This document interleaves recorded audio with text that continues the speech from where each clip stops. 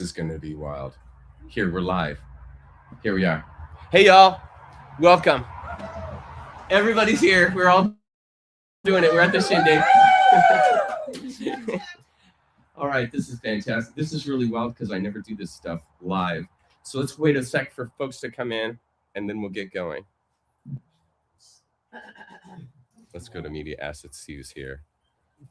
This is really wild to be doing this in front of a live audience. Hey, Bonfire Beach, how you doing? Hi, Lori. Yeah. Say hello.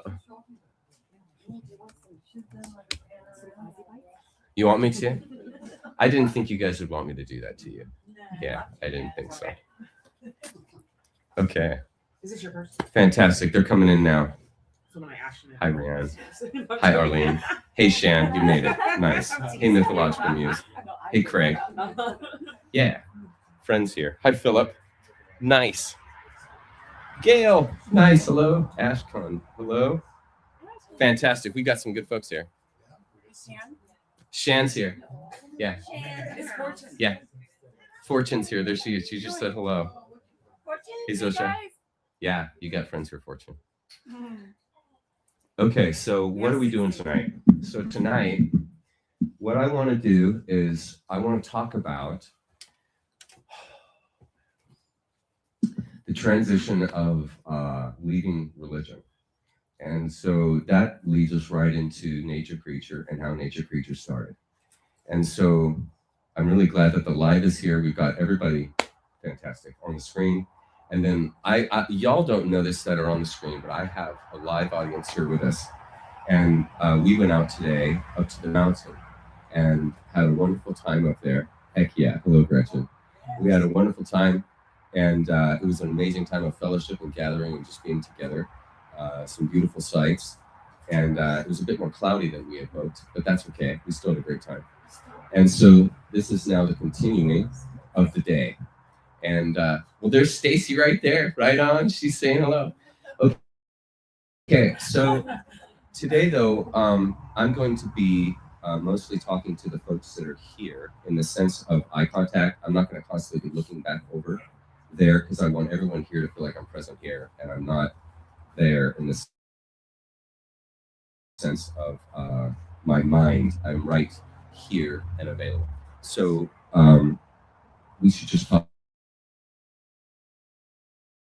Amazing.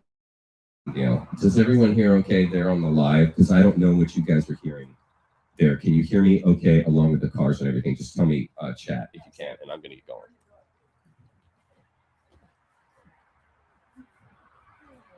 Totally understand. Fantastic. Loud and clear. Very good. Hey, Jay. I still love your dog, man. Okay. Okay, so let's get going here. So, the first thing that you guys probably need to know about me to understand me better is to know about my dad and my mom. My father was born in El Campo, Texas, a simple town. He lived a very simple life. My father's father, Earl Lundy was his name. My father's mother was Lucille. What was the first? I forget. I never knew my grandparents. My grandparents passed away before I basically was conscious. I was born in 70, and all of my grandparents had passed, I think, except one. And the only one that was still around when I was still aware when I was about 5 was my father's father. Now, my father's father, Earl Lundy, was a hardworking man. A lot of my father's work ethic and determination comes from my dad, or my grandfather. And he basically, when he had 2 jobs, I'll give you one of the stories of the kind of environment Dad grew up in. So it was right during the war. Dad was young. They had a bay cottage down on the coast in Texas, and they would go down there to fish. They had a simple little place that they stayed at. And on the way down, the president announced that America was going to be going to war. And Dad said that his father immediately stopped the car on the freeway, did a U-turn and headed back to the house, and nobody said anything. And about an hour into the drive back, my grandmother said to my grandfather, Earl, are we not going to the cottage? And he said, well, as long as America is at war, I'm not going to be taking any vacations. So he went and applied at the local tank building station that following Sunday, and he spent all his weekends that he had off working, building tanks, and then had his normal job. He was an insurance salesman, pretty successful, along with his other stuff. I just love dogs. And so this was the kind of environment my father grew up in, very intense, very strong.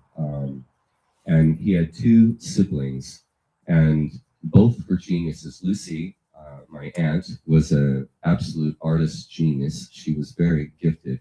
All of the IQs in my father's side of the family are very high. Orville, my uncle, Dad's older brother, Dad was the youngest, was an absolute genius. I think he went to MIT. I think his IQ was well above 170. And he, though, had a heart for ministry, and he basically took all of his talents and became a missionary. He spoke about 5 languages fluently, ended up in Venezuela, and spent the rest of his life as a missionary there in Venezuela.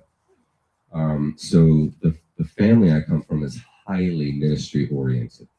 Lucy actually worked for Insight for Living, which is my father's company, that broadcasted his work across the world in like 16 languages, over half the population of the world. And so this all came out of my father, who was just an amazingly talented guy. And so before that was all known, around 1976, I was born in 70, Dad basically suffered. He went to the Marines. After, when he was in high school, my father told him that he didn't have the mindset, he wasn't smart enough to go to college, and told him that you'd be best off just going into some kind of machine shop. And this is a very different message than he heard from about the other kids, Orville, who was his mother's favorite, and Lucy, who was his father's favorite. Dad was kind of just the leftovers. And Dad will tell you this. I'm not saying stuff that's Schneider or anything like that. Dad will tell you this. He was unexpected, and they didn't plan on Dad being around. And so when Dad was born, it was a surprise. And that stigma kind of never left. He lived his whole life kind of as secondary to the priority of his brother and sister. And so Dad really had to find it in himself to keep going. And so he married Mom, and he was a machinist at the time, and decided that he was going to go into the Marines. And so he volunteered into the Marines, and while he was in the Marines, he started playing handball with a gentleman there who was a missionary. And Dad, as anyone who's heard him, is extremely charismatic, easy guy to watch and listen to. Dad, he's very good with a microphone. And it's natural to Dad. Dad is the same person that you see on the microphone as you do at home. He was the same guy. Dad didn't play roles. He was himself. He was very natural who he is. And that is the way he delivers on stage. And so he had an incredible gift, talent that just oozed from him, like a musician would have a gift with an instrument. And it's not really anything planned. It's just something that you find out about yourself. And when you find that out, what do you do with it? And so Dad, when he was in the Marines over in Okinawa for 18 months, he had just married Mom and missed her desperately. He wrote her every day. My father's love for my mother is unbelievable. And so that time doing handball, the teacher told me, he said, you ought to start a Bible study in the bivouac where you guys are staying at night. And so Dad starts a Saturday night Bible study in the barracks where the Marines were, ends up leading half the barracks to Christ, ends up having half of them quit alcohol, and has a really major positive influence. In all honesty, it's very similar to the experience I've had here. One of the things that I found in my life is that I've had these repetitions, these things that have happened to me that have been a repetition of my father's life. And I'll get into that more as we keep going. So Dad decided while he was in the Marines that he was going to become a pastor. He had no undergrad. And so when he came back, he got dressed in his dress blues, and he went to Dallas Seminary. He told my mother that he was going to become a pastor, and my mom free because she was so excited because she always wanted to marry a pastor. And so Dad was determined to be able to attend Dallas Theological Seminary without an undergrad. And so he got in his stress blues and he went to Howard Hendricks' office, who was the president of Dallas Theological Seminary at that time. And Dad walked in his sharp, Marine dress blues and killed the interview. Knocked Hendricks off his socks. My father, when you sit down and talk to him, he's like talking to an old friend. And so here Dad was with the president of Dallas Theological Seminary asking him, I'd like to attend your school, but I don't have an undergrad. And so they said to him, all right, well, listen, we'll allow you to attend the school because you're a Marine, you served the country. And so we'll base your qualifications on your diligence and discipline that you've shown to the United States, and we'll give you a shot. And so he was let in on probation, and he had to make a B- or better, or a B or better in all of his classes, or he would immediately be cut. And so with that hanging over his head, as well as no money, he was the poorest. My parents had nothing. He mowed lawns to help pay for his schooling. He had people that donated because they would see him preach. And when people saw my dad preach, it was just like, oh my goodness, who is this guy? And so he had some real support. Just again, his raw talent carried him. And he absolutely nailed school. He got like straight A's. He was just under valedictorian when he graduated. Absolutely killed it. He killed it. And this is the genius of my father. My father, his IQ, he'll never tell you this, but his IQ was very high. I think when he had it tested, it was like 164, 165 or something like that. But just raw talent carried him. And so he was at the seminary, graduates, has nothing. He ends up taking a job up in New England where my sister Colleen was born.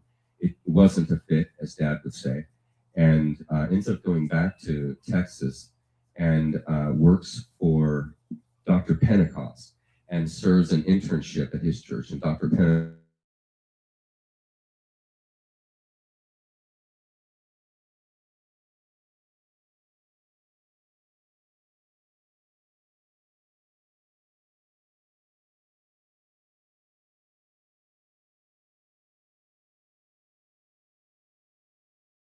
extremely powerful figure. One of the things that you'll find with my father, so I won't lose my place. There. Live, are we back?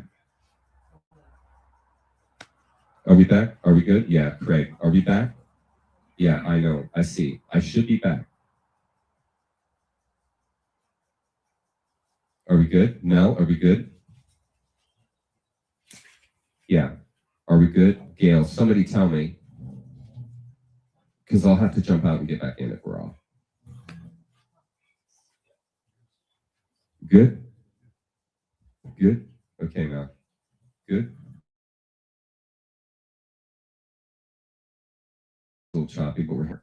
But if you're not, no big deal. I just don't want to overload it. I'm going to turn my Wi-Fi off there. Okay. We better, Max? Okay, let's roll this. So Dr. Pentecost. Dr. Pentecost was an extremely powerful figure in the Christian world at that time. And when Dad was serving an internship with him, I'm convinced that he sent some tapes of Dad to some people in Southern California. And some folks in Southern California heard my father preach, and they invited him out. This was 1970. I believe this September of 1970. And Dad comes out to EB Free, and just lays it down. It's a slam dunk. I think they offered him the job before he left, and was dying for him to come and serve there. Okay, this was all before me. I'm telling you this story so you understand. My father came from very humble, hardworking condition. His success really came from his hard work. He merited his life, and so my father absolutely deserved the life that he lived thereafter, which was highly successful and very comfortable, very much what he wanted to do. He spent his life doing what he loved, and isn't that what we all want? And so 1971 we moved, and I was born in 1970, in June of 1970. And I also, funny enough, Dad didn't want to have another child. Mom had some pregnancy complications, and before I was born, Dad was like, I don't want to go through that again. It's been too difficult. And my mom begged and pleaded with him. And since my dad would do anything for my mother, didn't take very long to talk him into getting her pregnant. And so along came me, and this was in June of 70, and then they drove to the church, I believe, that fall. And I didn't walk until I was in California. Really, the only thing I know is California. I grew up in the same home for 19 years until I left. And so Southern California, fortunately, where I grew up, was really my whole life. That's all I knew. And I'm going to tell you a little bit about that because it's going to be the undergirding for why Nature Creature happened. Because as you guys know, Nature Creature is a religious organization. It's not Christian. It's not any religion. And how does a person go from that family to this? So in 1971, Dad began to knock home runs every Sunday out on at EV Free. And I watched as a child. I grew up in this success. And I saw the church just packed to the gills. I remember as a little tiny child being out on the stage and just a sea of people. This is 1975, 1976. And sitting in the aisles, sitting on the windowsills, outside on the narthex, everywhere. Just people couldn't get enough. And Dad was just surprised because he didn't get into this thing wanting to be any kind of big time, big highfalutin pastor. He just wanted to be a local pastor. Dad is a simple guy in his heart. And he's not into the flim flam, the flash, all that stuff. Dad just isn't into it. He just likes personal relationships and communicating truth as he understands it. And so he's not into all the opulence that go along with success. And this really sustained him, kept him from being captured. I'll tell you a couple CIA stories here in a minute. And so, Dad just kind of was standing back. I'll never forget when he wrote his first book called For Those Who Hurt. And it was doing really well. And he got his first royalty check. I'll never forget this. And we didn't see it. Dad kept his money very private. I never knew anything about it. But he did tell me this story that they get the royalty check in the mail. And I think it was for something like $14,000. This was in 1975. So no small chunk of change. And Dad said he practically fainted when he saw this. And he looked over at my mom and he goes, "Cynthia, we could actually buy a camper and go camping," which is great. And so we camped. We went to Redwood Forest and Jedediah Smith, and we camped for a few years as Dad just continued. His influence, power, and spread just continued. And he never wanted to start IFL. That was my mother's idea from a bunch of letters that she got from folks that heard my father and wanted to hear him on the radio. And she kept all of his letters in 2 shoeboxes under the bed. And when the shoeboxes were overflowing, she told my dad, "I'm going to go and put you on the air." And Dad said, "I don't want anything to do with being on the air. I just want to be a pastor. I'm not into all that stuff." She said, "I will do all the business stuff. You just do the preaching." And that's the way it stayed. It never changed. Mom was really the one behind IFL, and it was just purely Dad's talent that carried him through. And you combine a guy with that kind of work ethic, with that kind of talent, and you see why. He's written, I think, over 125 books, and basically he's a sellout everywhere he goes, or he was in his heyday. And so I literally grew up watching this happen, and one of the things that happens as a kid is you don't realize your reality until you're much later as an adult, and you can kind of look back and then see, that's what was happening. That's why those friends were like that. That it all clarifies as you get older and can look back on your experience. Okay. And so, keep my train of thought here.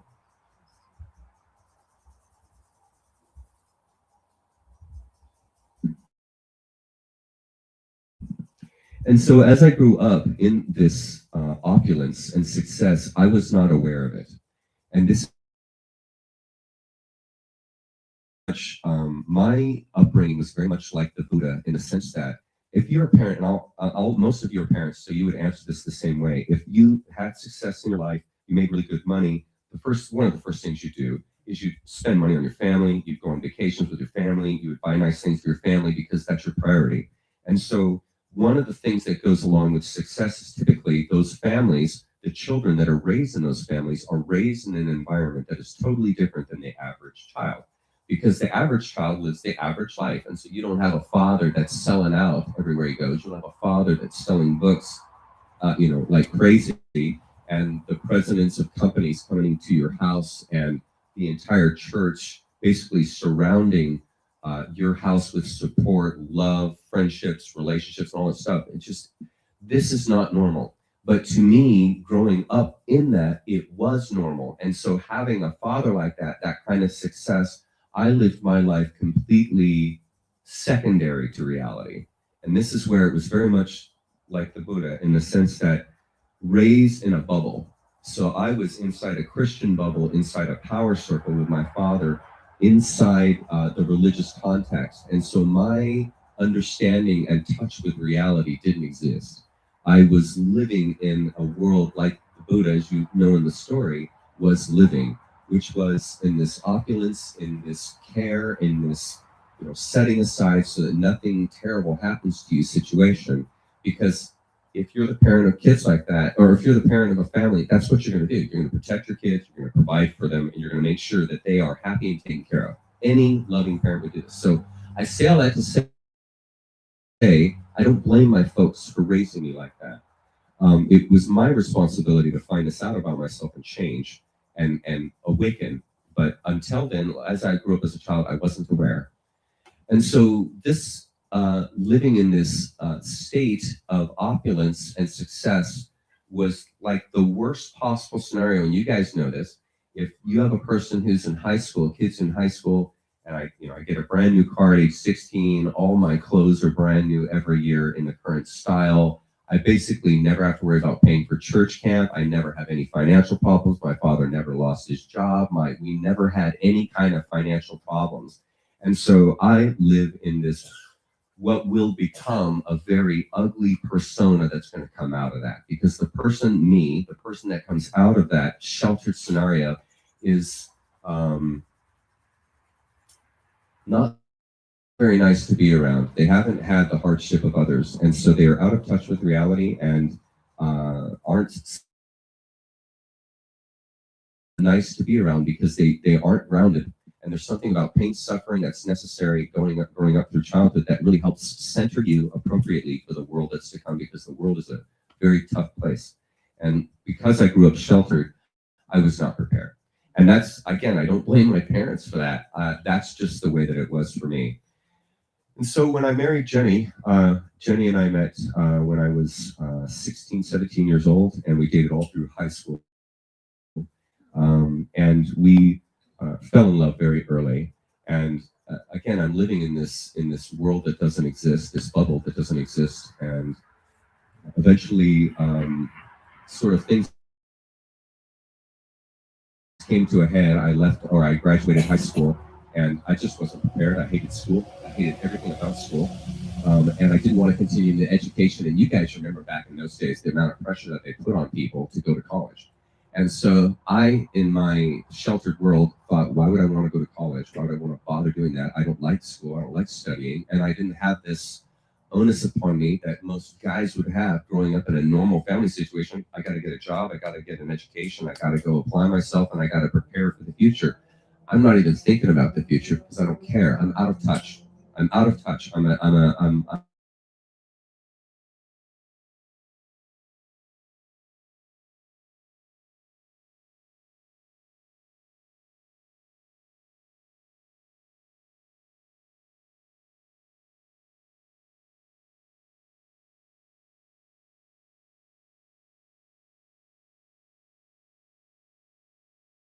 what I was going to do. And my parents, needless to say, were very deeply concerned about me. And I just hadn't had enough tough times. And so I got a job. I was working at an audio installation shop, and I began to become depressed because all of the world I had known was just dissolving away, and I didn't know what to do. All my friends were now gone to college. My parents are busy in their life. My siblings are gone. I'm the youngest. So I'm basically by myself. And, it's not a very nice life. It was the first moment of, wow, the world isn't what I thought. Life isn't what I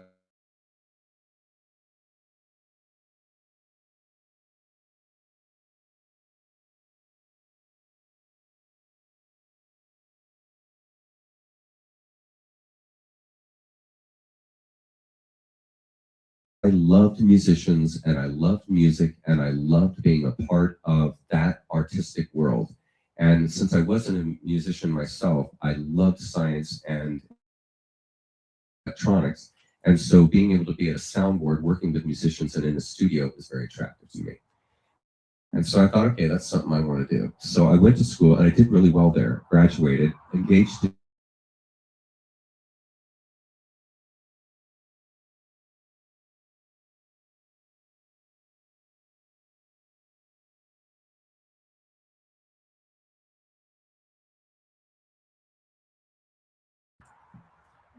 No need to really awesome education. There's come back.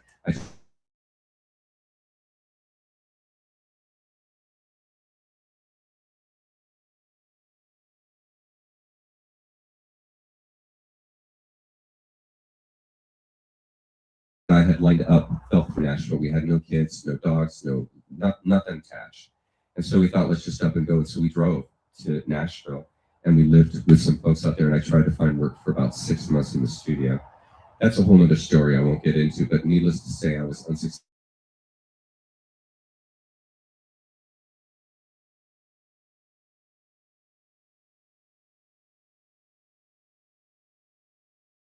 This was when impression just went absolutely through. And understand what was going on because I thought, God led me, Jesus led me to the school called Full Sail, and I did really well. I graduated tops of my class. I had all my internships lined up, and then everything falls through. We're now in Nashville, Tennessee. I can't find a job to save my life in the industry that I'm trained. Now I've got to start working for a construction company, and I don't like construction, doing horrible jobs, cleaning the trash, just doing the worst jobs in construction is what I was doing. And so I just tanked. And this continued for some time, and I really was disillusioned completely from life, and everything that I had known to be true wasn't. And this was very much a lot of the first experience that the Buddha had when the suffering man on the side of the road, and he said to the charioteer, who is that? What is going on? And the charioteer explained to him, this is a beggar. He has no money. He's starving. He's sick. And the Buddha's like, what? Like, how does that happen? Because he's so out of touch. He's never seen a suffering person. And so walking into that suffering space for me happened completely after high school. A lot of people start to enter that space early. For me, I was into my 20s. And so then a number of years went by, about 5 years went by of nothing but struggle, never having any money, never having any future, always being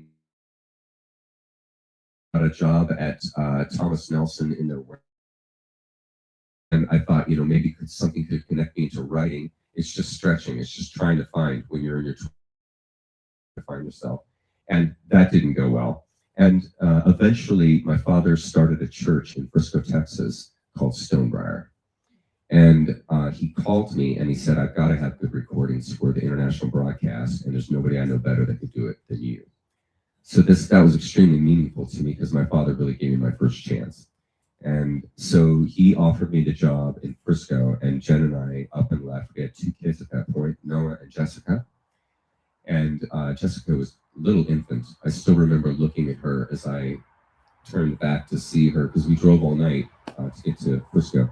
And I still remember looking over at Jess and her smiling at me as a little infant. It was just a really wonderful moment.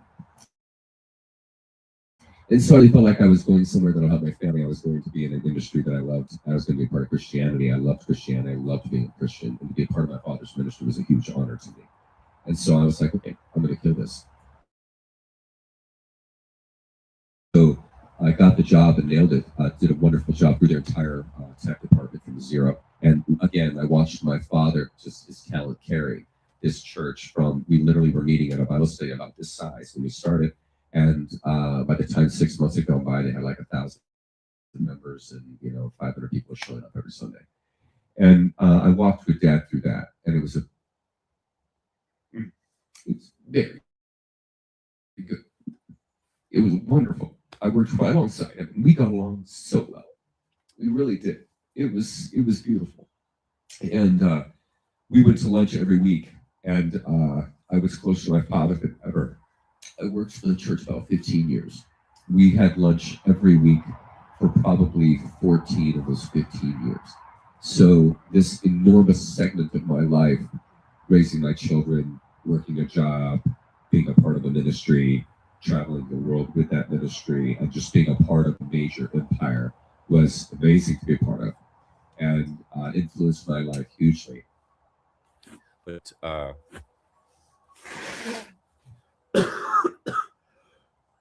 sorry, I'm fighting a cold right now.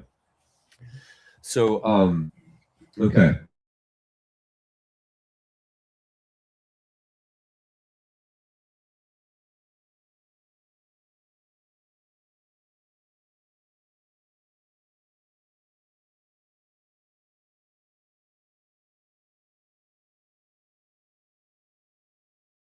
Without my knowing it, while I was serving. So the stresses, and you guys know, everybody here that works, you guys know what it's like to have both couples working full time, and the stress that puts on the family, the stress that puts on the kids.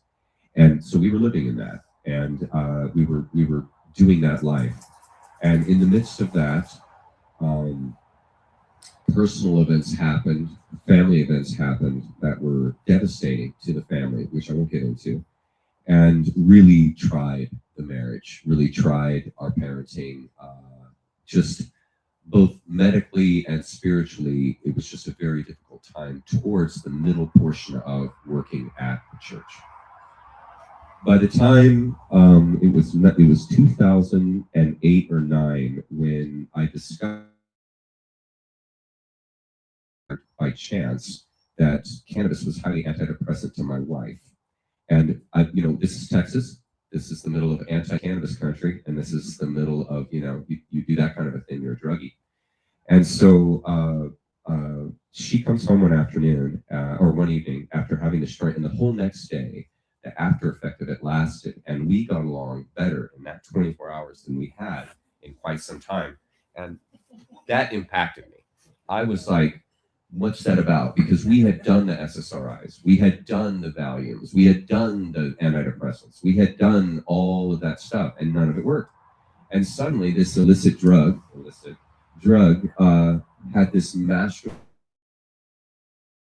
effect on my wife that just, I was like, okay, I want Jen to experience that kind of peace all the time. And this began a very long journey into beginning to move away from the values of Christianity. And this really, until that point, I was a good boy. I was a good boy. I followed the rules. I got in line. And that, I really did that. And my mom especially was a real driving force of the obedient life. And so to have my wife engage in cannabis, I had never smoked, I didn't know anything about it at the time, was a radical thought for me. And so the fact that she was so improved in the sense of just mellow, easy going, easy to talk to, and we began to have some dialogues that began to come out of walking into the cannabis world. And so over about a year of time, I eventually figured out a way to make my own. I've never said this publicly.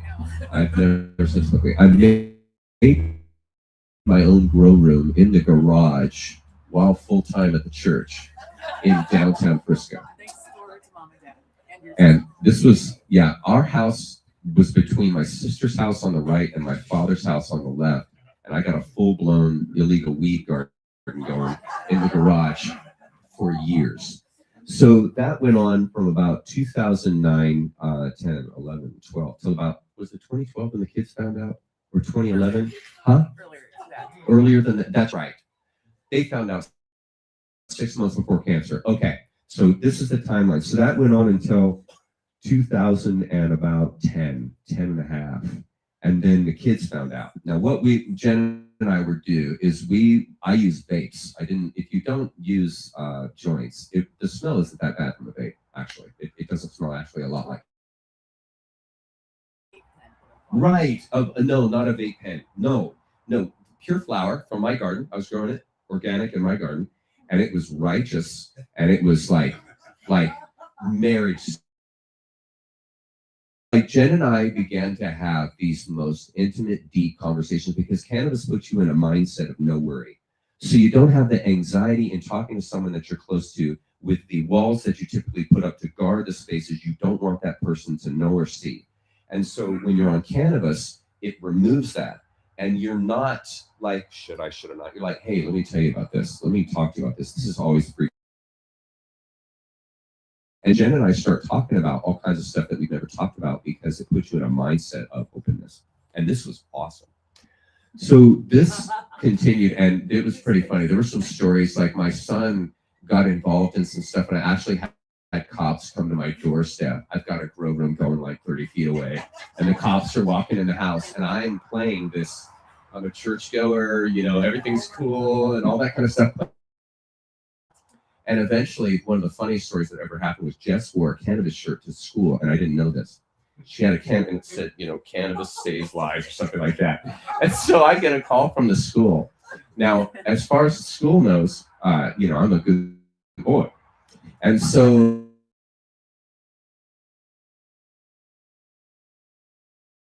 a shirt, like, okay. So we go down to the school. So we go into the school, and they're really upset. And Jess is, you know, I have a very good relationship with Jess. Jess and I, we have an intangible relationship that's really beautiful. And so I walk in and I see little Scoot, and I'm trying to make sure that Jessica knows I'm not mad, but at the same time acting like I'm mad so the authorities think this guy, you know, he's anti-cannabis, you know, so they don't suspect me that it's coming from me, because obviously they're going to think, you know, why does this little daughter have a cannabis shirt? Does he know something? Is there something like, you know, I didn't want any of that.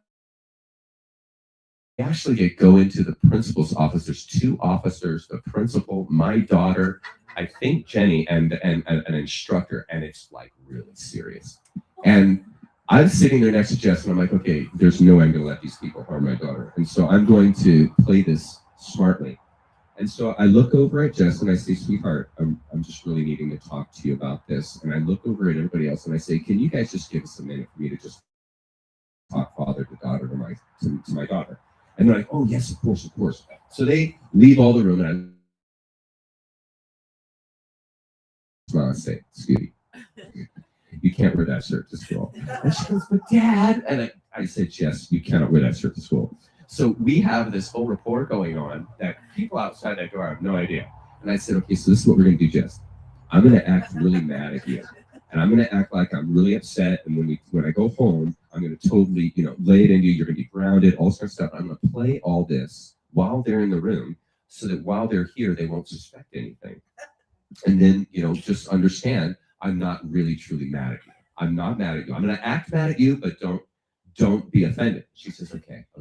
So I did it up, man. They came in, I was like looking at Jess, and I was really serious and everything. And then they left, and Jess and I had this big laugh, and she never wore the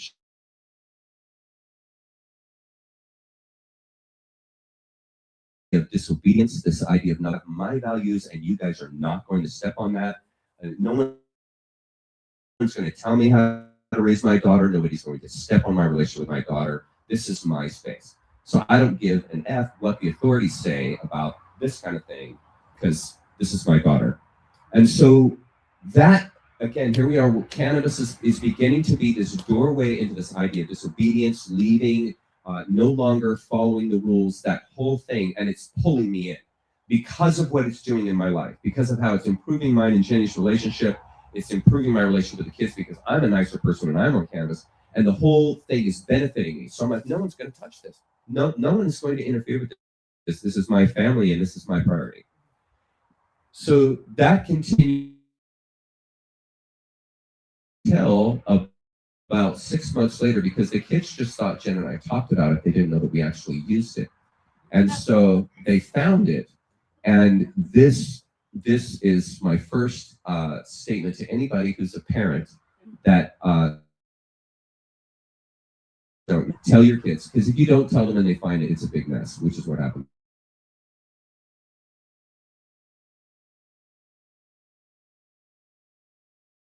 The weed, and completely freaked out. And it was a major, this again, cannabis is forcing me into these worlds that I never meant to enter.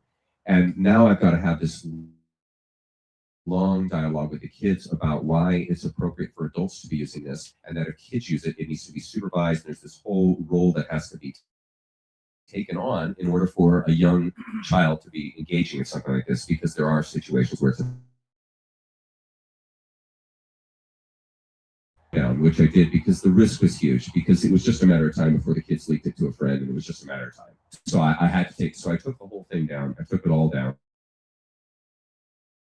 gave all the weed away, and it wasn't 6 months later that I contracted cancer, which is unbelievable because I could have used the growth to make RSO to beat cancer. And because I had killed the growth and there wasn't time, when I was diagnosed with cancer in January, there was no time to get a growth restarted and get everything back going, especially when I'll be fighting cancer. Because it takes your energy away. When you fight a disease like cancer, you have no energy. It sucks every single bit of energy you have. Every single.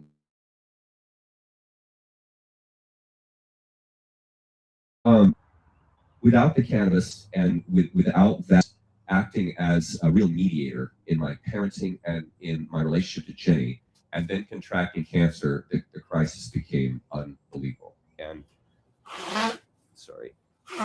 And so while all this is going down, I dabble in some mushrooms before I had cancer to further, sorry to jump here, but to further, again, put in this line inside of me that said, I don't care what happens. I am not going to compromise my values for the authority. So if I'm going to engage in something that is illegal according to them, but it's helping me and it's helping my family and it's helping my relationships, I'm going to shut off the voice of that authority. I don't care. I'm not going to listen to you, no matter how much science you have, because my personal experience overrides the. And this then gets into dogma.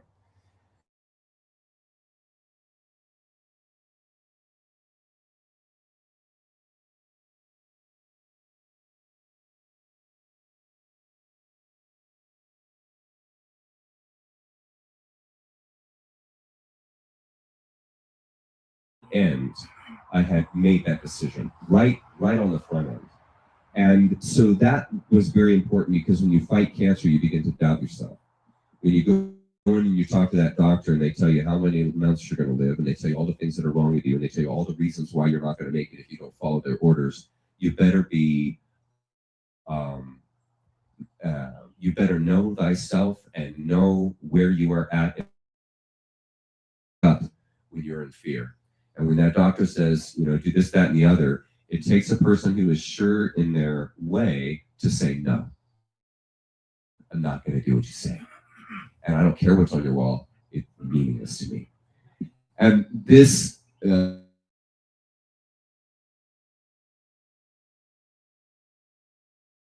outside is they cause you to no longer look outside yourself for answers, for fulfillment, for truth, for experience. This is all taken inwardly. And making that transition, psychedelics are very good at. They're very good at getting you out of your hallucinative mind and into the anti-hallucinogenic mind, which is the real world. And so this really prepared me well.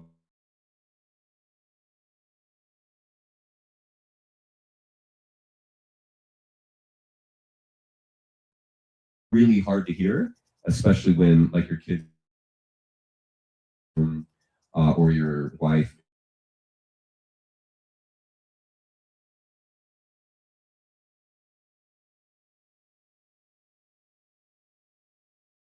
as the patient. And this is another thing that I learned, is that cancer was as difficult on me as it was for Jenny.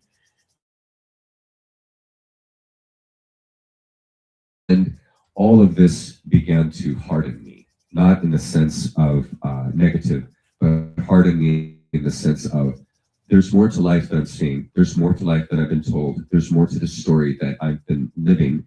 And if I continue on this pathway, I'm going to continue in the sickness and I won't get better. Danette, my naturopathic doctor that guided me through cancer, said to me,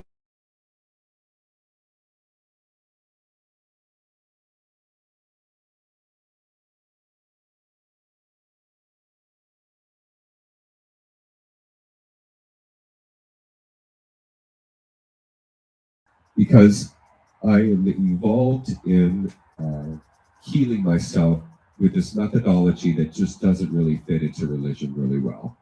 What I was doing didn't fit into that really well. And I'm realizing, because I'm engaging these healing methods that are healing me, and they don't have anything to do with religion, it's leading me in the space of the hell is going on. Because I learned all growing up, if you want understanding, you look to God, to Jesus. You look to the Bible. If you're in trouble, depressed, you look to the verses. You go to the Bible study. You get the accountability. But if you're having trouble, moral, get an accountability partner, and then that way you'll be moral. And it's so the opposite of proper psychology, because being moral because you have an accountability partner just makes you more immoral. But the Christian is unaware of that because they don't understand the psychology.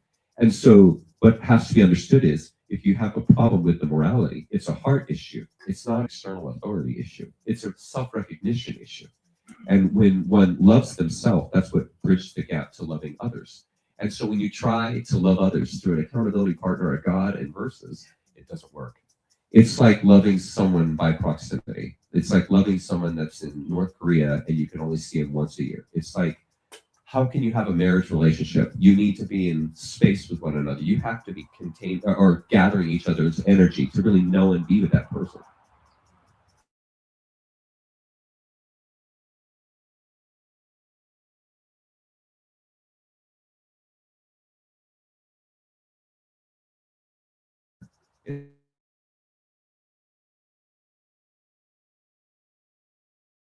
Everything to do with this cancer experience I'm having, this drug experience I'm having with cannabis, this epiphanal experience I'm having with the psychedelics.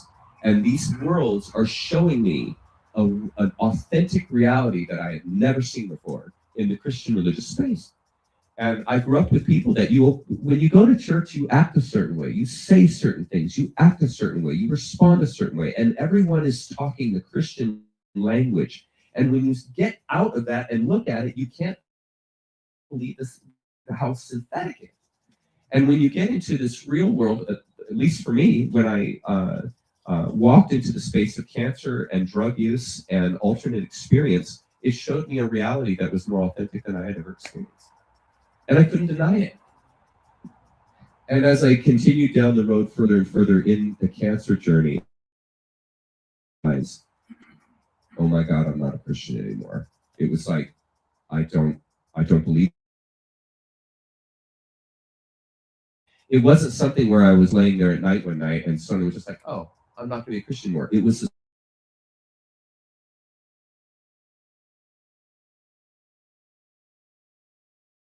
Christian. And you begin to catch yourself because you become aware of what you become in the religion, because it shapes you. It shapes your thoughts. It shapes how you see the world. It shapes your perspective. It shapes your friendships. It shapes your marriage. It shapes everything. And so when you leave that and you now have your own authentic, this is my personal experience, and this is what I'm learning just from life itself, life becomes this beautiful enigma that you never saw before, because it was always about, am I following God's plan? Am I on the right path? Am I praying to the right God? Am I doing the right moral thing? Should I do this, Jesus? Should I not do this, Jesus? And you go on with this dialogue in your head, and all of it brings a synthetic coding, a distancing, an alienation from your true authentic self, because it's duty, it's orders, it's obedience, it's falling in line. And these are not human traits. This isn't what, we didn't come here to do that. You didn't beat 1 million or 10 million other sperm cells to be the person you are now, to get in line, to ask permission, to seek approval, to be validated. That's not why you came here. And this is I was fighting cancer, and you find a reason to live that has nothing to do with religion. You find a reason to live through the relationships and through the real authentic life that you're now living, because you're no longer in the religious illusion. And this is when a massive conundrum hit me, and I realized, okay, if I'm not a Christian, then I disqualified myself from working at this institution, my father's church. Because one of the things you do is you sign a document that says, I'm a Christian. I'm going to follow the Christian way. I'm going to live a Christian life. I'm going to follow the edicts of the Bible. And that's a requirement to be an employee. And this is the kind of thing I thought of at night when I had cancer and I'm laying in bed trying to get to sleep in the midst of the pain. And I'm sitting there going, I've got a real problem now.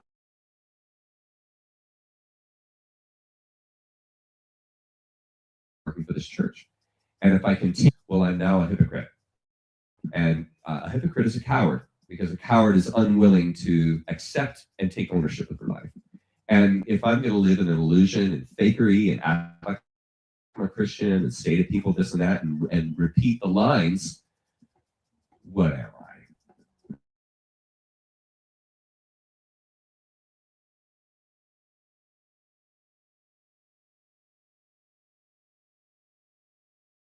I'm horrible with sales. I can't sell anything to sell my life because I can't fake it.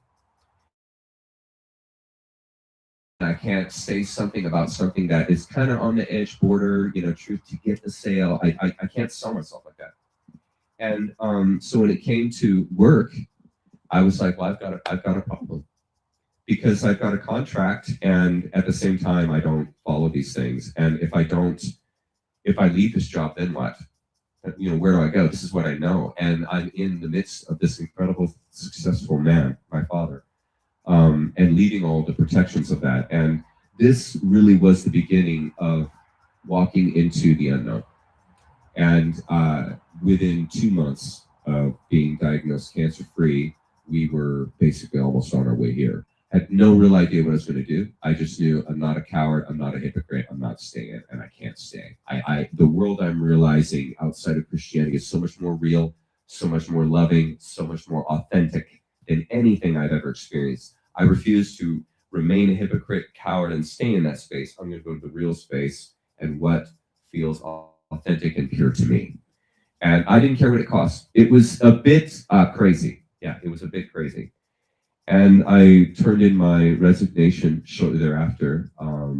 I had a meeting with my father that was unbelievable about a week before I was gone. So he and I went to lunch at this place.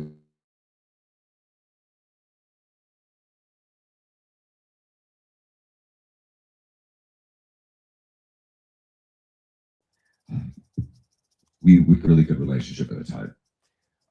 I was in the ministry, he was in the ministry. I was, really doing exactly what he needed, and I loved doing it, and I loved serving with my father. It was an amazing feeling. And so I knew when that Tuesday was coming and we were leaving, that would be the last one. And I so wanted to tell it. And so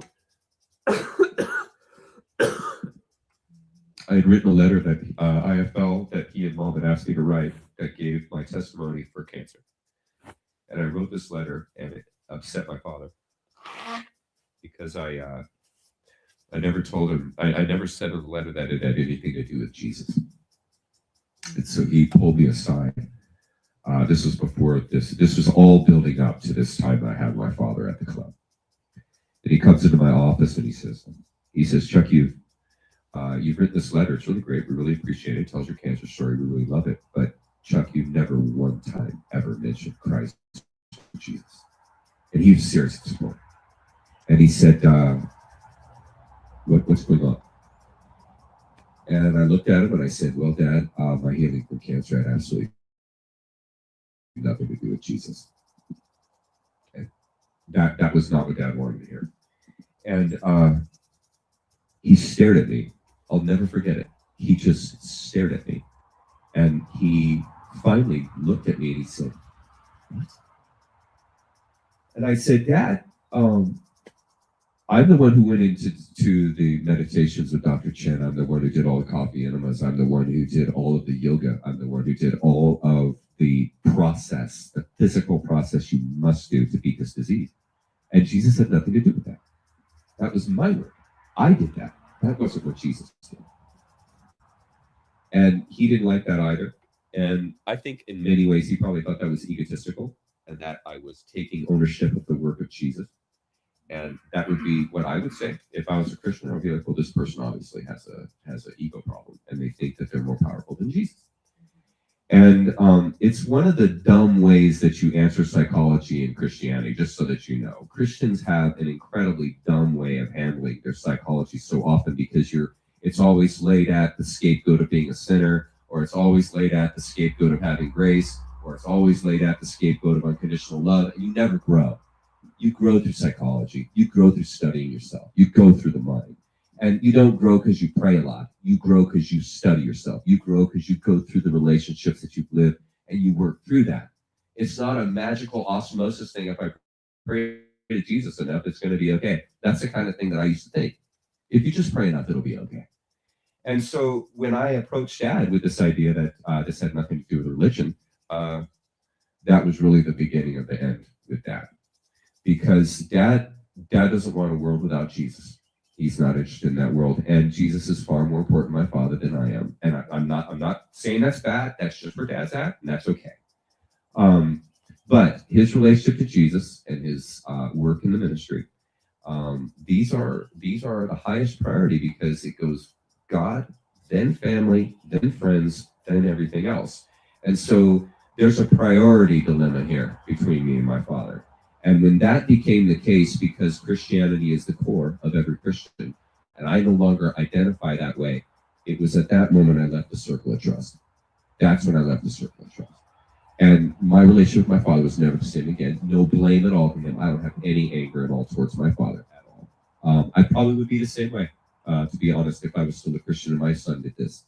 So I have no blame. I just wish he could understand, which leads us to the next meeting. So that didn't end very well, and we kind of went back and forth for a while, and there was no understanding there because I'm not going to go to the space that he requires for understanding, which is to admit that I'm a sinner, I've fallen, and that Jesus is my Savior. So because that's not going to come out of my mouth, there was really nothing left to talk about at that point, and it was a number of weeks later when we were going to go to the club and have this meeting, and this is what I told him. And so I said to Dad, we sat down at the table, and he felt it. He knew that this was a major moment. And I said, Dad, there's something I have to tell you. And he said, okay. And I said, Dad, I've had this disease now for a year. And basically, I didn't know if I was going to wake up for about 8 to 9 months of that year. I didn't know if I would make it. And I didn't know if this cancer would leak its way into my brain and basically no more Chuck. And as a dad of young kids, it's not real easy to walk that plank. And so having to do that every night repeatedly has changed me, Dad. He said, okay. And I said, Dad, a few nights ago I had a dream, and I don't dream very much. And so when I do have a dream, it's usually pretty heavy. And I've had a pretty heavy dream, and I don't think you're going to like it. And I think at that point he knew it was coming. And I said, Dad, I dreamed that we were in an enormous jungle. And I said, all of the congregation are with us. All the choir, music minister, the pastors, they're all with us, and we're all in this jungle, and we're walking a very long journey. And it's not going well. And people are frustrated, and they're starting to complain to you. They're complaining that there's something wrong with the church, like that there's something that we're doing wrong and stuff like that. And I said, I hear all this, and kind of my heart goes out to you because I see him chastising you. I'm very close and still am to my dad. And so in the dream, I said, I see them doing this to you, and I'm not okay with it. And so I said, I did something radical that I remembered from a book called The Hobbit. And he said, I know that book. I said, okay, do you remember when Bilbo is in the forest of Mirkwood, and they can't see because it's too dark. And so Frodo and Bilbo decide that they're going to climb a tall tree. And when they go to the top of the tree, they're able to see the landscape so that they can see where they're going. and it clarifies, okay, we need to go that way. And so this occurred to me in the dream. And so I climbed a tree. And at this point, Dad, he's really watching me. And I said, I climbed the tree down and I broke through the leaves, the canopy. And he said, what did you see? I lost it. I said, Dad, you're not going to want to know. You don't want to know. You're not going to like what I saw.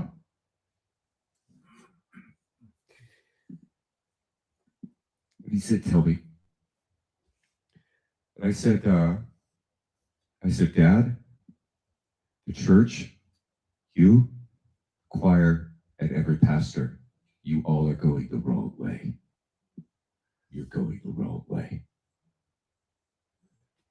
And it gave me the same stare that he gave me when I said Jesus had nothing to do with my healing from cancer.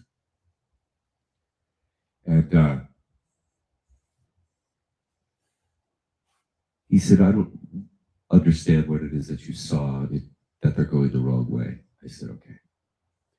I said, Dad, you know and I know that we as Christians, we live in this idea that life is something that you endure and survive. And you survive it with Jesus' help. So life is something that you take on in the sense of a battle. That's why so much of Christianity is oriented to fighting and disagreement. You're oriented to life through conflict, contrasts. This was very important.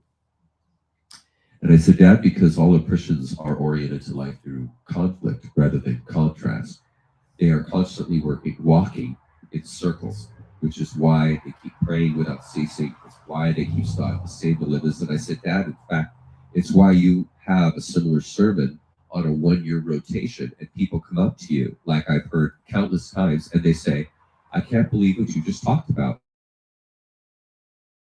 because it's been so meaningful to me. And I'll remember, because I do all the tape editing, that you said those exact things a year ago, and these people don't remember it. There's something wrong here.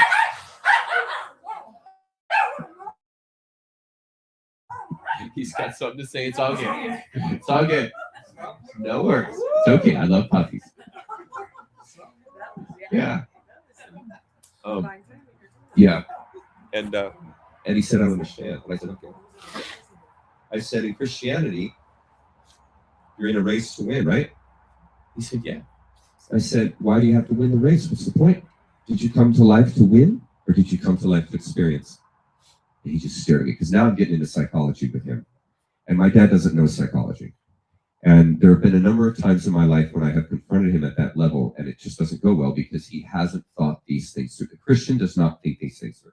That's why all Christian counselors don't understand fully identity. They don't, because they're identifying through an external God. And the psychology of that is confrontational, ultimately. And so I said, Dad, you have oriented yourself through these ideas of conflict, and this is why everyone's going in circles. And I said, so everybody is going the wrong way. And he said, do you mean like in life? I said, no, I mean in the spiritual sense. And that's no. And he just looked down at that point.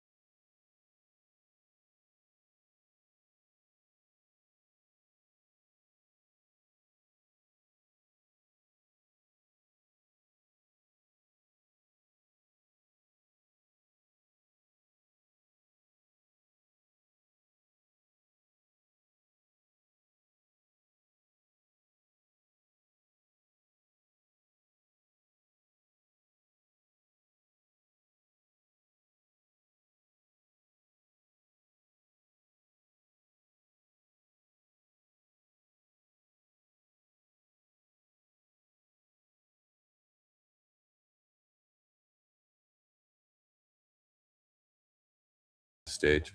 Here. Sorry, guys, we're trying. I apologize for dropping out. Okay. Okay, CIA. So one of the things, let's say some good things about Pop. So my dad is a man of integrity. My dad loves my mother. The greatest gift my father ever gave me was the love he has for mom. And so back when my father started to get popular in the late 70s and early 80s, he was approached. He doesn't know this, but he would go on these speaking weekends where he would go and talk at another church on like Friday night or something, or Saturday morning or something, and he'd fly back home to preach at the church on Sunday. And so he would have these extra day weekends where he would go to another church offsite in another state. Well, he had two things happen at two different locations within about a year's time. The first one was he was at a table having dinner after the service, and it was at the hotel. And he had a hooker walk up to him and drop a key in his drink and look at him and say, anything you want. I'll be in that room. I'll meet you there. And she walked off. So all he had to do was take that key, go to the room, there you go. And that was a honey trap, obviously, honey trap. And then they got more aggressive the second time. So this was a number of months later. He was in an elevator and he was going up to his room at the hotel. And as the doors are about to close or they're closing, two gals put their hand to stop the door and open it as two hookers, scantily dressed, and they walk into the elevator with my dad. And my dad's got to understand, Dad's a country boy.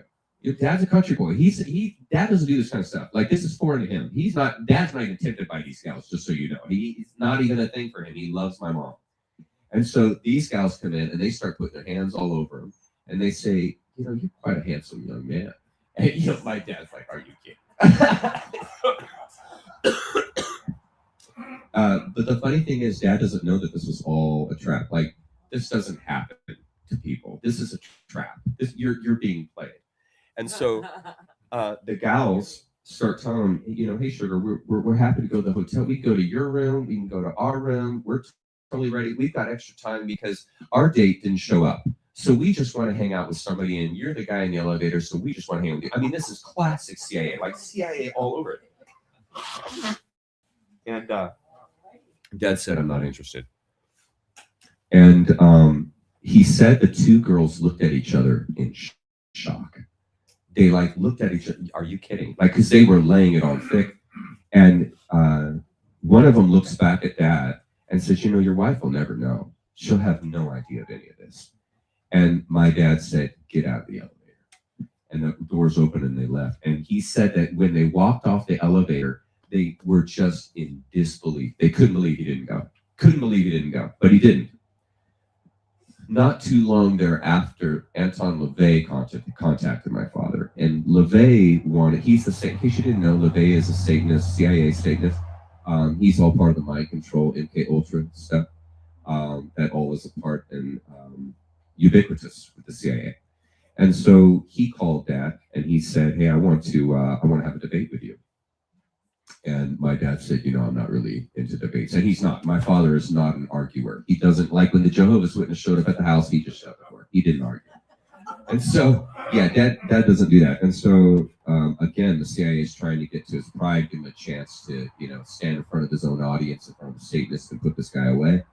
And trying to appeal to Dad through his ego and his money, offered him money to come, offered him a nice check for showing up, and he said, listen, we can come with our group and we'll meet on your grounds. We'll completely cover the subjects you want to cover. And my dad said, no, I'm not interested. And again, I think there was quite a bit of shock, and I think it was these three situations that he walked away from that really basically saved the family, because he would have been compromised. I would have been kidnapped for sure. He would have been compromised on a honey trap, and it would have been over. Same story. Here we go again. And so it was because of Dad's integrity that didn't happen. And again, this made it all the more difficult to leave because my father's a good man.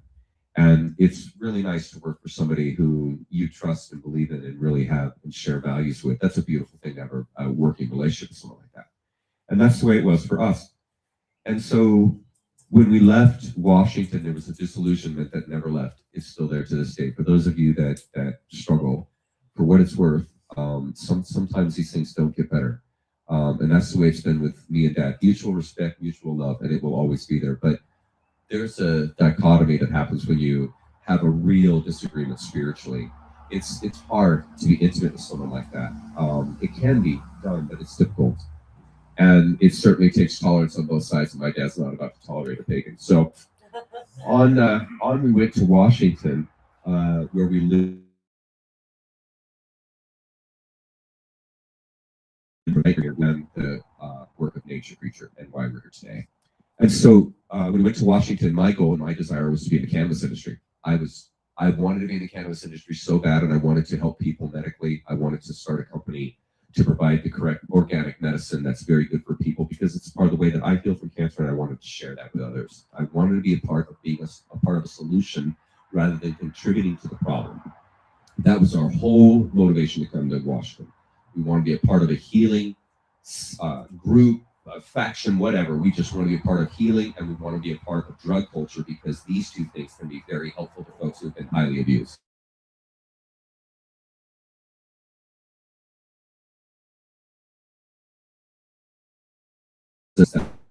Be something that helped people at their level, folks that were in the worst position in life. We really came here with good intentions, and it was really I found out the hard way that none of the cannabis industry insiders are into healing people. They're into just getting people high, selling a bunch of weed, and making money. They're not into this for the healing, and I was into it for healing. And so there was this real problem that happened when I began to meet with investors. I found a partner, and we began the work of getting this started. And hearing the way they would talk, compromising your nutrients, compromising your grow, doing the things that as a grower, because I was a grower, am a grower, that compromise it. It's not going to be as good a medicine. And I'm not a compromising kind of guy. And so there was a constant rub with the folks that wanted to make a ton of money with me who wanted to help a ton of people. These two things don't really go together in the cannabis industry when it comes to making profit. Because you can grow great weed, but you've got to keep it reasonably priced for those that really need it, which are the ones that are the most destitute, are the ones that need it the most, and they have the least amount of money. And so I'm going into it for them. That's my mindset, is how do I make the incredible weed, but I'm going to charge less than what the local dispensary does, because it's a better product and it'll help these people, and it's at a price point they can afford. That doesn't work with an investor. That doesn't work with an investor. And since I'm unwilling to compromise on my values, that was a problem. And so I think I met with upwards of 6 people, and in one way or another, had everything from money stolen directly from me. I had a guy lie to me because of my last name, wanted to use me for my father's name. I had a guy that brought me in front of investors from Oregon, and they actually never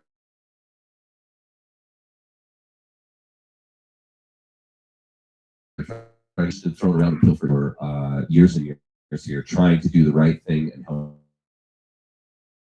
Just wanting to be a part of the solution. And it was one of the only ways I knew how to do that, because it was my own personal experience. And that was the drive. And so when that didn't work out, I end up, and this is the beginning of Nature Creature. So everybody that's watching, this is the beginning of Nature Creature. So an amazing thing happened. Because of our financial destitute situation, Jenny ends up going to work for a place called, should I say the name? I shouldn't say the name. She ended up working at a place locally that was a little grocery store. And I want to say nice things. So it's called Crossroads Grocery. And it's the local grocery store for Maple Falls, where we live. And now you guys need to know, and this is something that's been so freaking beautiful about Nature Creature, is it's really revealed to me something about myself I didn't know. When I was in the church, whenever we would have meetings with the congregation or staff, I was super antisocial. I don't know why, but I'm not like this. I'm not like this, and I'm not like I am every week. And when Jenny starts working for this grocery store, about, 2 years later, a year later, I began to start working for it. 2 years later, I began to start working for it. And it was really funny because they all knew, the owners there knew that I was into cannabis. And so they didn't think that I could actually be an employee, which is really funny because I'm quite a diligent person. But anyway, I was hired on probation. I didn't know this at the time, that I had to show up on time and I had to have a good attitude or they weren't going to hire me. And I'm like, I can do that. So I show up on time. And, and I'm a nice person. And so they hire me. And this was an absolute gift. This place is a gift. Oh my God. So I start working for this grocery store and I discover that I love talking to strangers. There's something about a non-religious context that when there's no religion there, I'm getting the real deal here. And I like talking to that. I like talking to folks that are the real deal. And as I said earlier with Christianity, there's a language like, God bless you, Jesus loves you, read the Bible. These guys, there's a language and a synthetic side that's very revulsive to me. And when I was in this non-religious environment of this grocery store, surrounded by the public, man, I loved it. I was like, I dig this. And I started making friends with the locals, meeting their kids, meeting their pets, and they're like, I love dogs. And so they would come in and I'm like melting down with this dog, loving this dog because I love dogs so much. And cats and kids, all kinds of stuff, like family stuff. And I'm like, I love this because it wasn't, and see, I didn't know this because I was always in a religious context. And so when I got out of that religious context and I started interacting with people without a church involved, it was like, game on, I love this. Like, I really like this. And I didn't know that. And so over the course of 8 years on this job, I cultivated so many local relationships with people here in the city. And Maple Falls is only like 300-400 people. Glacier's like 500 people. So these are villages. They're not even cities. And you can get to know people. First name, know their kids. I even started to know like what kid I would talk to parents and we would be following. So I was there for 8 years. So year after year, we'll be following their kids as they're going through high school and then finally college. And we're talking about where they're going to college and what they're studying in college. Now they're getting married. And I'm literally seeing this happen in all these lives around me. And it's like ecstatic for me. Like, I love it. And so I also talk health, talk healing, talk coffee enemas. Like, I get real because the locals are like that. They're like me in many ways, just very hang loose and not, sprung up. And so we have these great conversations. And I'm telling you, it's fantastic because a lot of folks up here are very nature oriented, really granola. And so they fall right in line with someone like us, outside nature, plants, cannabis, psychedelics, this kind of thing, friends, family, and just are not interested in money. Nobody here is interested in money. You do not move to Maple Falls to get rich, trust me. You come here to be in nature. That's why people move here. And so everyone that's here has that kind of mindset. So I get along with everyone because there's no suits. So everyone's in like pajamas, they're coming in ripped up clothes on vacation. I'm like, this is my people. And so I found that out. I didn't know this about myself. I'm like, this is great. And so I'm working this job and I developed this incredible relationship with all these folks. And I'm not going to get into how I was fired, but it was a major misunderstanding. There was just a massive, massive misunderstanding. If I tell the story, especially because it's public, it's not going to be good. And so I'm not going to tell the story, but the bottom line is I'm thankful that I was fired, because if I hadn't been fired, there would literally be no nature creature. We would not be here. This would not be happening if they had kept me, because I was fulfilling that side of my life in the job. And when they took that job from me, I now lost all these relationships that I was meeting with every week. These people that I had seen every single week for 8 years. I literally had seen some kids grow up into college.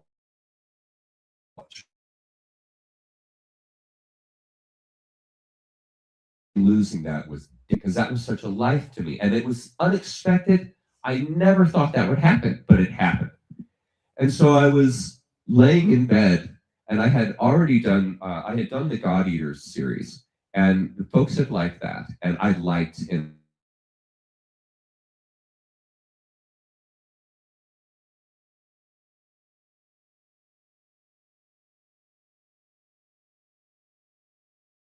that they had. This really feeds me.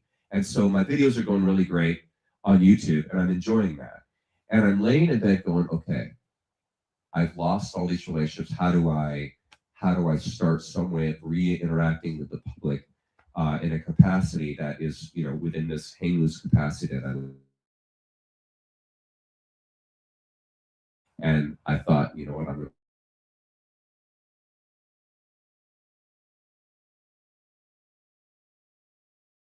I believe, the beginning of February. So for the month, I began to build up, getting ready to go live. And then the live started, I think it was March 1st of 2025. I did my first live. And I gotta tell you, y'all need to know, the chat room lit my life.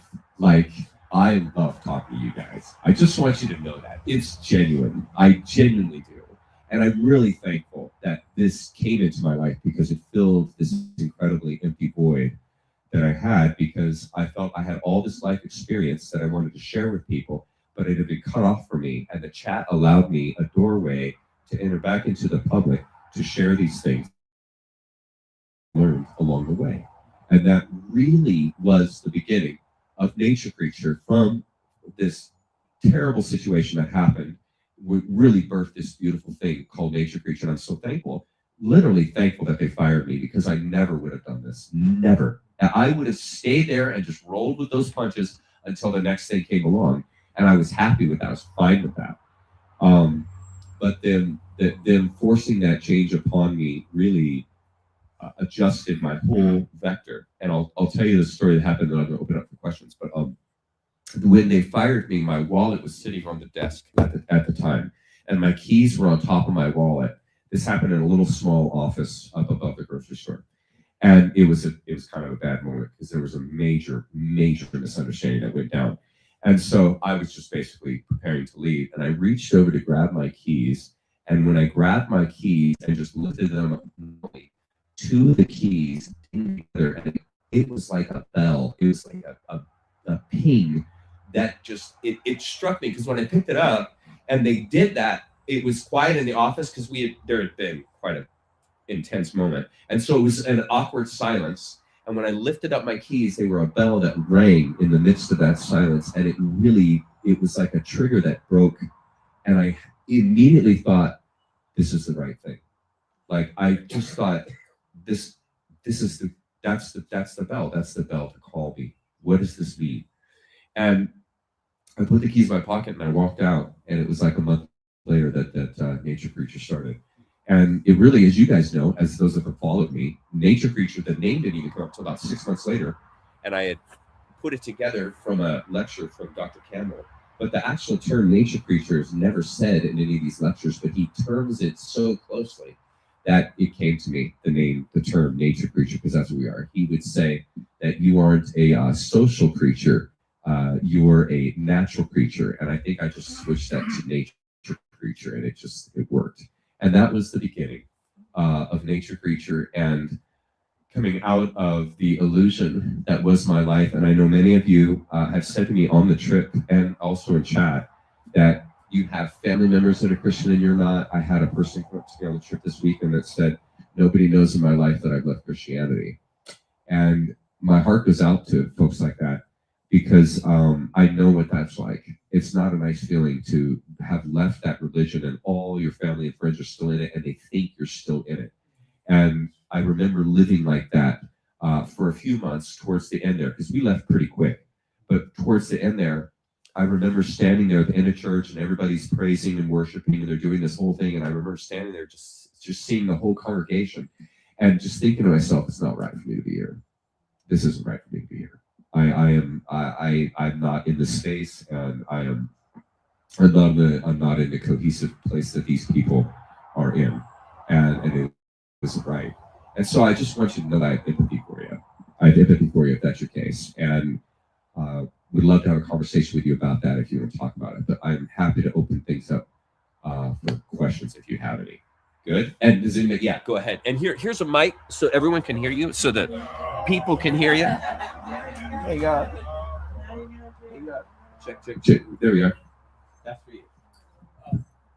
Well, growing up, my sisters would always say, Eric, if you accept Jesus Christ in your heart, or you're not going to go to heaven. So I want to get your thoughts, but I want to just tell you my thoughts. I think there's a creator, God. Because when I was a little boy, I asked my dad, how do you know there's a God? And he said, son, look at the man, look at the woman, how we're developed. And I do get that today. I mean, think about, the man, the woman, having children, the ears, the mouth, our eyes. Something created us from a from a little egg, the sperm fertilizing, you get the brain, you get the arms and the legs. I think there's a creator, something created this world we live in. Yeah. But the other thing is Jesus Christ. We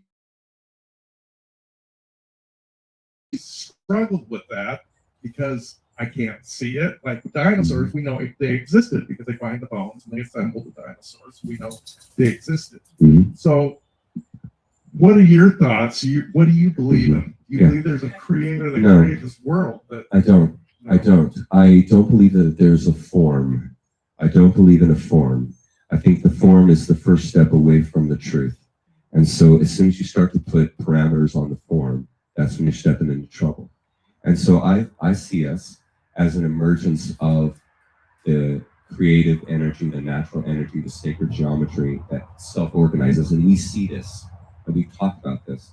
And I think it's the self-organizing, resonating factor that is within nature that builds us, animals, planets, trees. And it is all part of the vibrational frequency that self-manifests. There's not a manifester, in my opinion. There's not someone behind the scenes directing. To me, it's organized chaos. There isn't any plan. There isn't any way or direction the universe is going. It's an expansion. It's just a becoming. And I see us as an expression of that, a becoming. Not a one of us is the same. And so we all are a portion of this self-organizing becoming. And so, yeah, it's a similar idea to a creator, but just take away the form.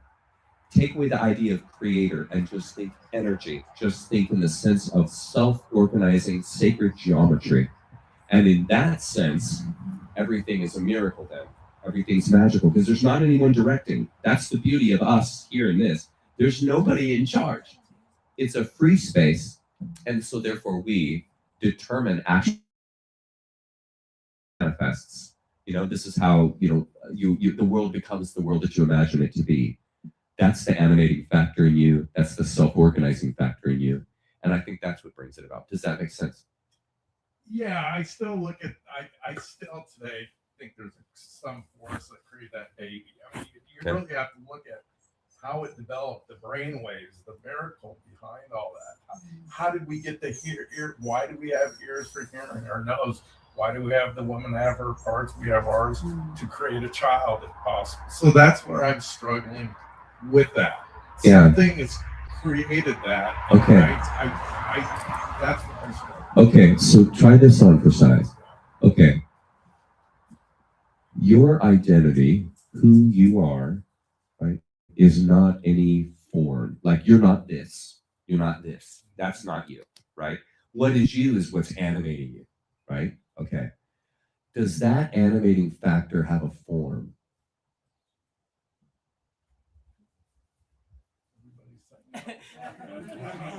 No.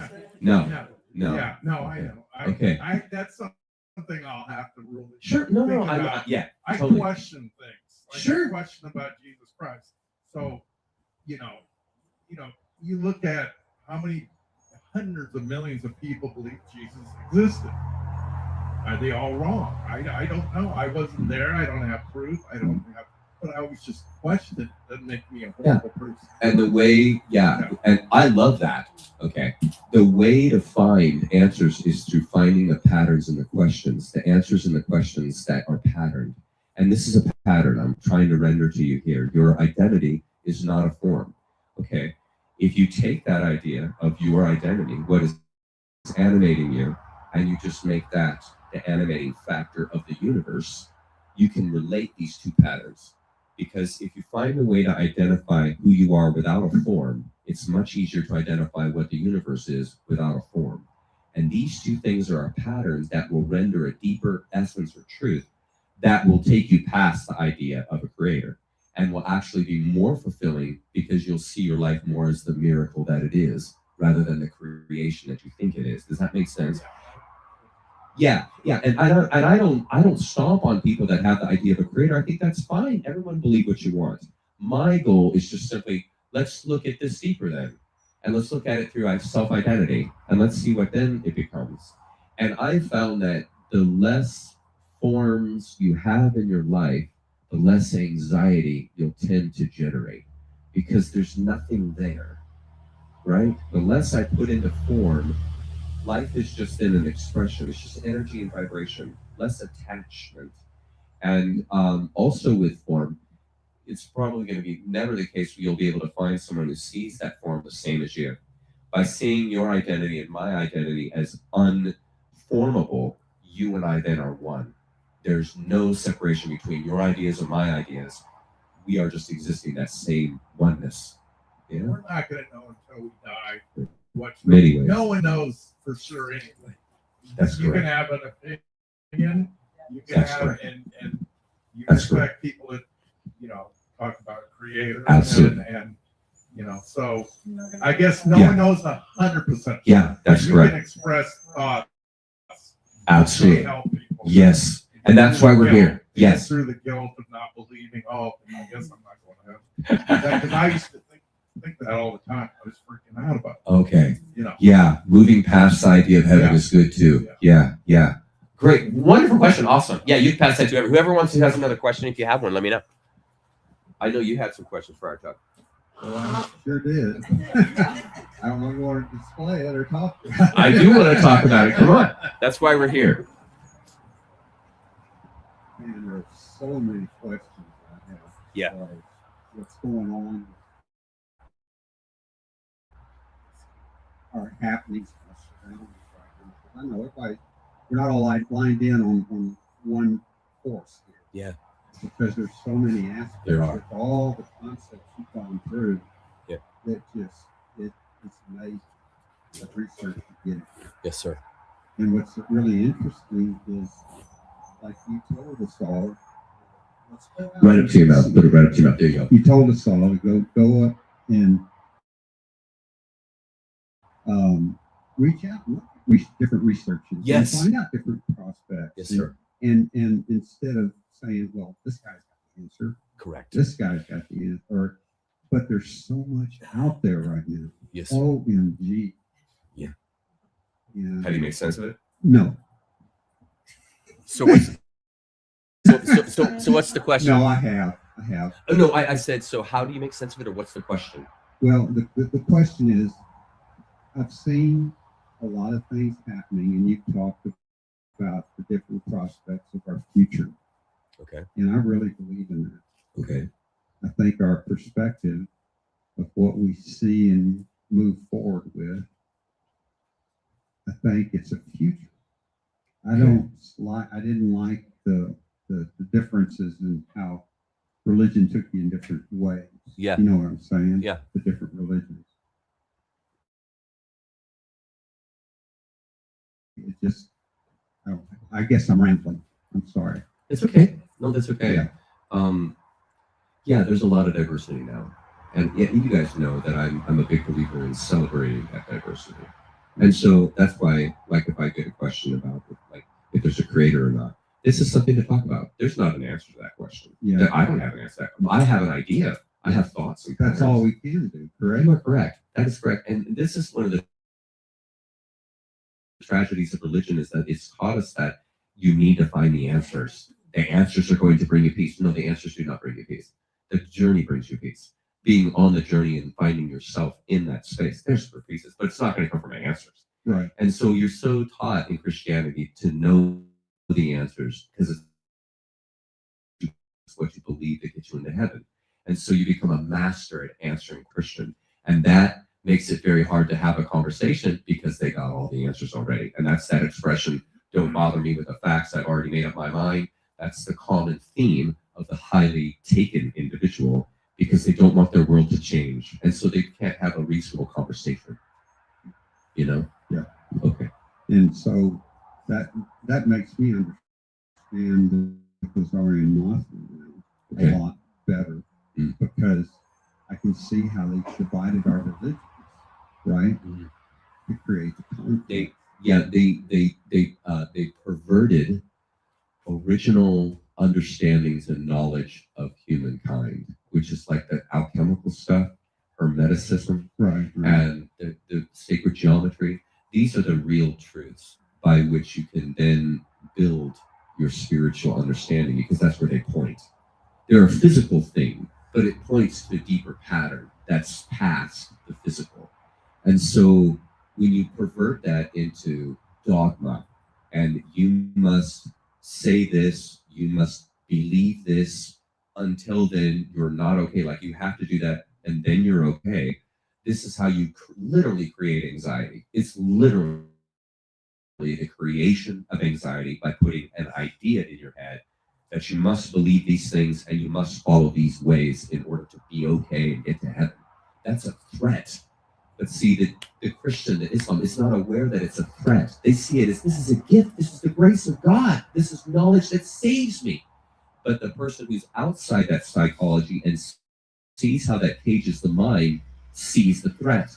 And this is why the Islam doesn't see that as a threat. They see it as their savior, because they don't believe that one saves themselves, you know? Yes, I understand that. Yeah. Absolutely. Yeah. Thank you. Yeah. Yeah. Thank you, sir. And the volume, you can hit the plus button on the top there, and I think it'll turn it up some. Okay, I have a two-part question. Okay. And I'm sorry if this is like common knowledge, but you know, I only Please. heard you for the first time 2 months ago. So, Okay, good. so you know how you've explained, as far as like third, fourth, STO, you know, the 309,000 years, and you've talked about if you have gotten to the place where, like, you know, sadly, our parents and Christ followers are going to relive it because they didn't. Yeah. Okay, my Reincarnation. verbiage with that is not Mhm. well versed enough, but you've also said if you get to that point where now we have an understanding, we're not, you know, influenced by the egregores, we're not into that, Mhm. then it's a you come back at whatever you left off at, basically. You know, Okay. is that what you? Keep going. Can I understand that correctly? So my two-part question is: so are you coming back? You start brand new, fresh, as an infant, and if so, are you born into people who also have quote unquote Okay. graduated Okay. to? So part of coming into 3D, as I understand it, is complete loss of memory of your past lives. The point of coming into 3D is to have new and radical experiences. And so the thought is that you can't really have that if you've already, say, lived 100 lifetimes and all the experiences you've had. If you have all those in mind, your experience here as a child and growing up won't be new. It's going to be related to all these things you've already learned. So it's a continually learning space, yes, but it's not new, radical, totally different than ever. And the point of this experience here is that. That's one of the reasons why this reincarnation trap has been so devastating, is that when we come back after reincarnation, you've completely forgotten all of that growth. And so, yes, you have this is the dichotomy. You have the beautiful new experience, but your soul growth is stagnated because you have forgotten. That's why they go to the Akashic field. They go to these out-of-body experiences. That's to re-remember. That's to go back and re-remember those things that you learned in the past. And so there's no such thing as good and bad in this 3D sense. It's just different forms of experiences. And the experience of forgetting everything is not good or bad. It's just the gateway to having a new and radical experience. I think personally that the point is to eventually graduate and leave this space. So I do think that it takes many, many lifetimes to acquire the knowledge necessary to graduate. So I do think that there is a revivifying, reinterpreting going on. But I think it's perverted here, or it has been, because it was a flat out net. There was no 5D, there was no contemplation. There was just come right back in, come right back in. And from what I understand, the soul needs rest just like you and I do. Again, everything repeats in pattern. And so after a soul has lived a lifetime in a body and leaves, it rests. It goes to like the place, the dream state, like we do, and don't really know what that space is and don't really know how to navigate it. It's very odd. And I guess it's like that for the spiritual side rather than the physical side like it is here. Yeah, just the thought behind that was took me this long to get out of Christianity. I don't want to be born back into a Christian home. Yeah. You know what I mean? I learned it. Let me out. Don't And I think that in all reality, I think the way I would imagine it to be is to have sort of these hints in the back of your mind of previous lives that give you intonations of direction, but not a clear view. I do think that it is challenging in the sense it's not just building a brick home. There's a methodology involved here, and there's a knowledge involved. It's not just stacking bricks. There's a whole tech and science behind that.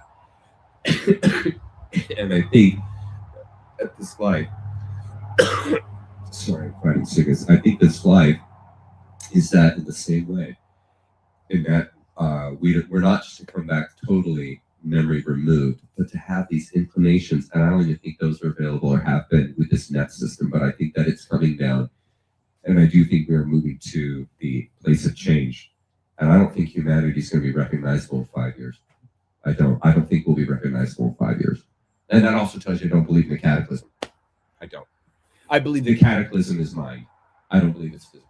I think we're moving into a 4D spiritually oriented space. And I think that we are in the process of doing that right now.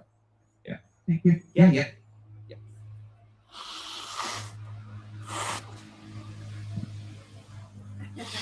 No, it's all good. Just give it to somebody who's got a question. It's all good. There's just too much to understand. I don't know how to articulate my question. It's all good. It's all good. I'll be around a long time. You can ask me months, years from now. Hi, Chuck. I love Today's been an awesome, amazing day. it. Awesome. So glad to hear it. Yeah.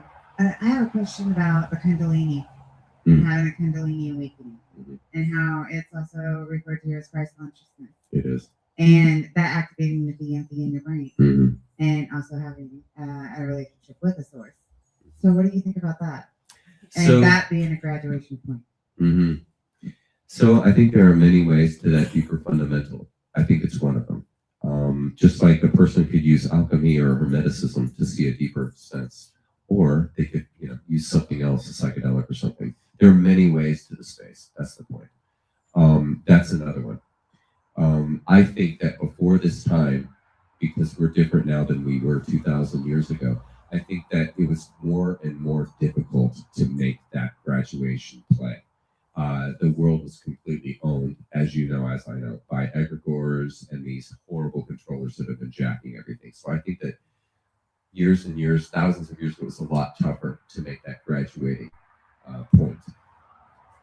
The Christos oil and that whole technology, the one thing that I don't like about that is it's very male oriented. There's not really that same methodology for the female, because female doesn't have testicles, and the whole thing starts with the seminal fluid. That's where that whole idea starts, and it traveling up the spine, affecting the brain, and coming back down the spine as a way of completion. And I'm not real crazy about methodologies that Doesn't cut that off. involve also, like, you compare it with the man and the female, but don't you both have an orgasm? So that would Yeah. revive that sexual energy. Yeah, they're talking about the Christos oil is something that's like in the male, and so as far as I understand, I might be wrong. Okay, I might be wrong, but I don't understand that it works through ovaries. I understand it works through the testes and the excretions and what the testes makes, and it is that seminal fluid, literally, that they talk about traveling up the spine. The kundalini experience is that seminal fluid igniting the lotuses as it goes up, and again, the thing I don't like about it is that it was designed by men for men, because it came out of meditation. It came out of the meditative world from thousands of years ago. So to me, the holistic approach to me would be the more appropriate approach, the one that's not differentiated between male and female, but just works for the human being, Right. the human being. And so, do I think there's viability to it? Yeah. I think it's very real. I think it absolutely can happen. I just don't like it that it's so excited. Yeah. I don't like that it's like that. I don't like that kind of thing. But for some people, they dig it. For some people, it's a big thing. I'm sure for men, it's that way for a lot of them. But it doesn't resonate with me. But that's what I understand about it. And yeah, I do think it's real. I do think the yogis practice that. And I do think that it's a real thing. Well, thank you so much. For that. Yeah, for sure. Great question. Thank you for the great experience today. Yeah, of course. It was awesome. We're going to do it again next year. Okay, does anybody have another question? Or we could have chat. What do you guys want to do? Do you guys want to do a chat question? Check your chat. Check the chat. Okay, chat. What do you guys got? Who's going to ask a question? Hi, Twisted Pixie. I see you again.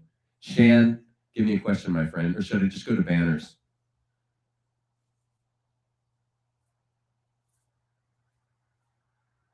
We are in Mount Baker. We are in Glacier, Washington. That's where we're meeting right now. We are in Glacier, Washington.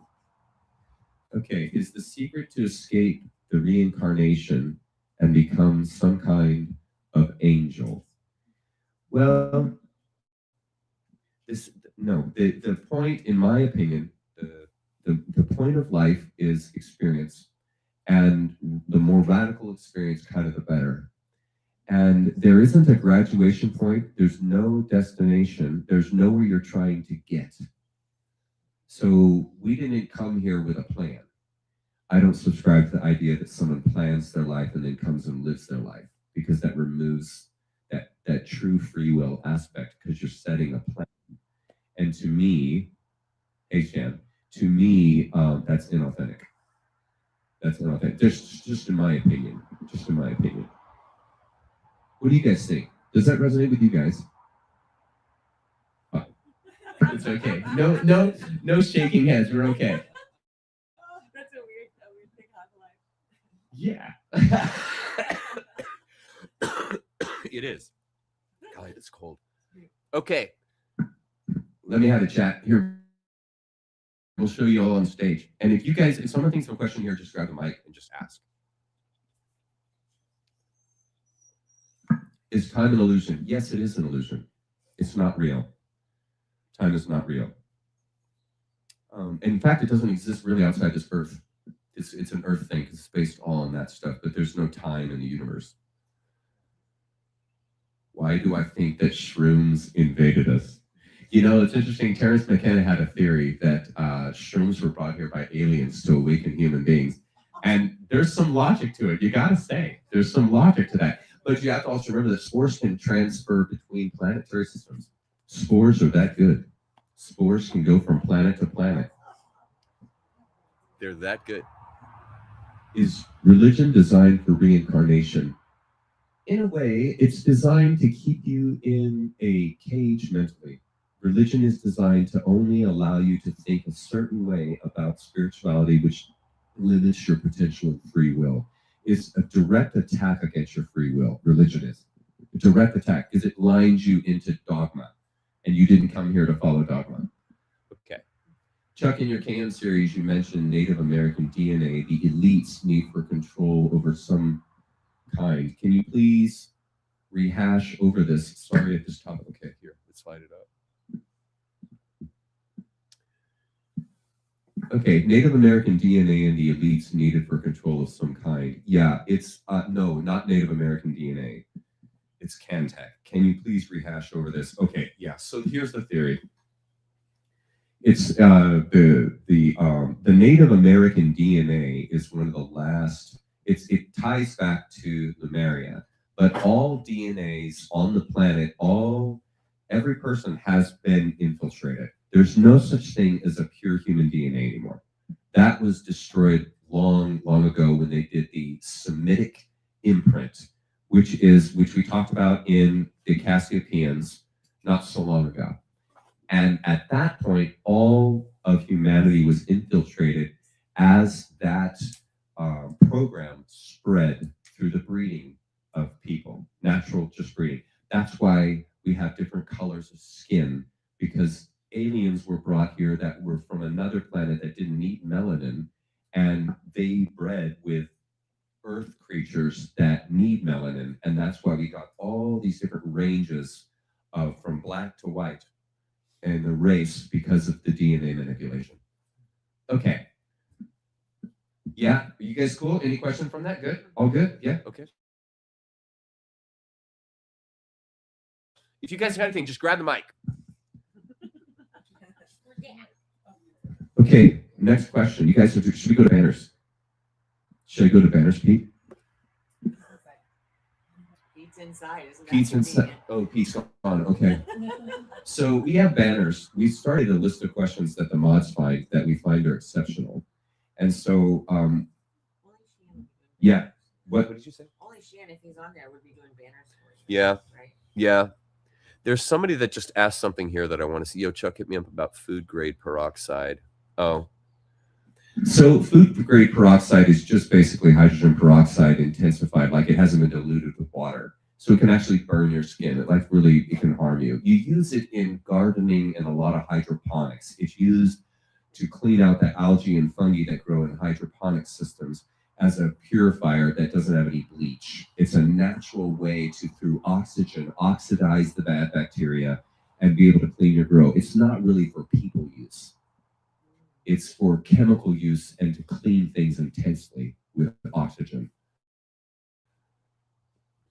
Do I think Christians go to limbo to wait for the resurrection? This is a good one. Let's see what this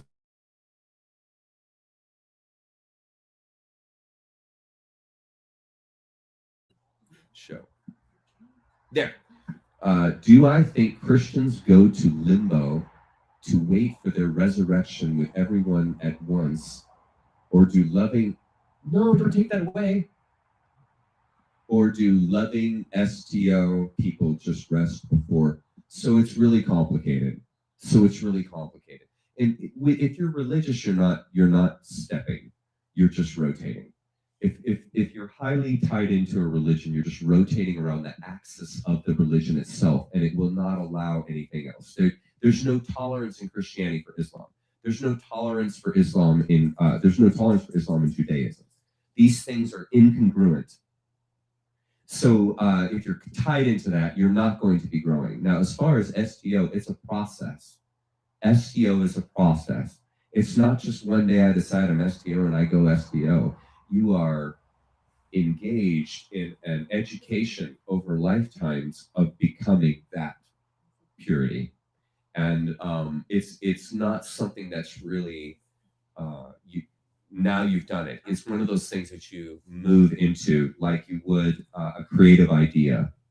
It's something that you build over time and eventually you make your creative idea, which takes time. And so it manifests. We're the same way. The soul is the same way. Nothing fast. no such thing. Everything is a slow grind. Okay. Mosquitoes. Yeah, they're starting to come.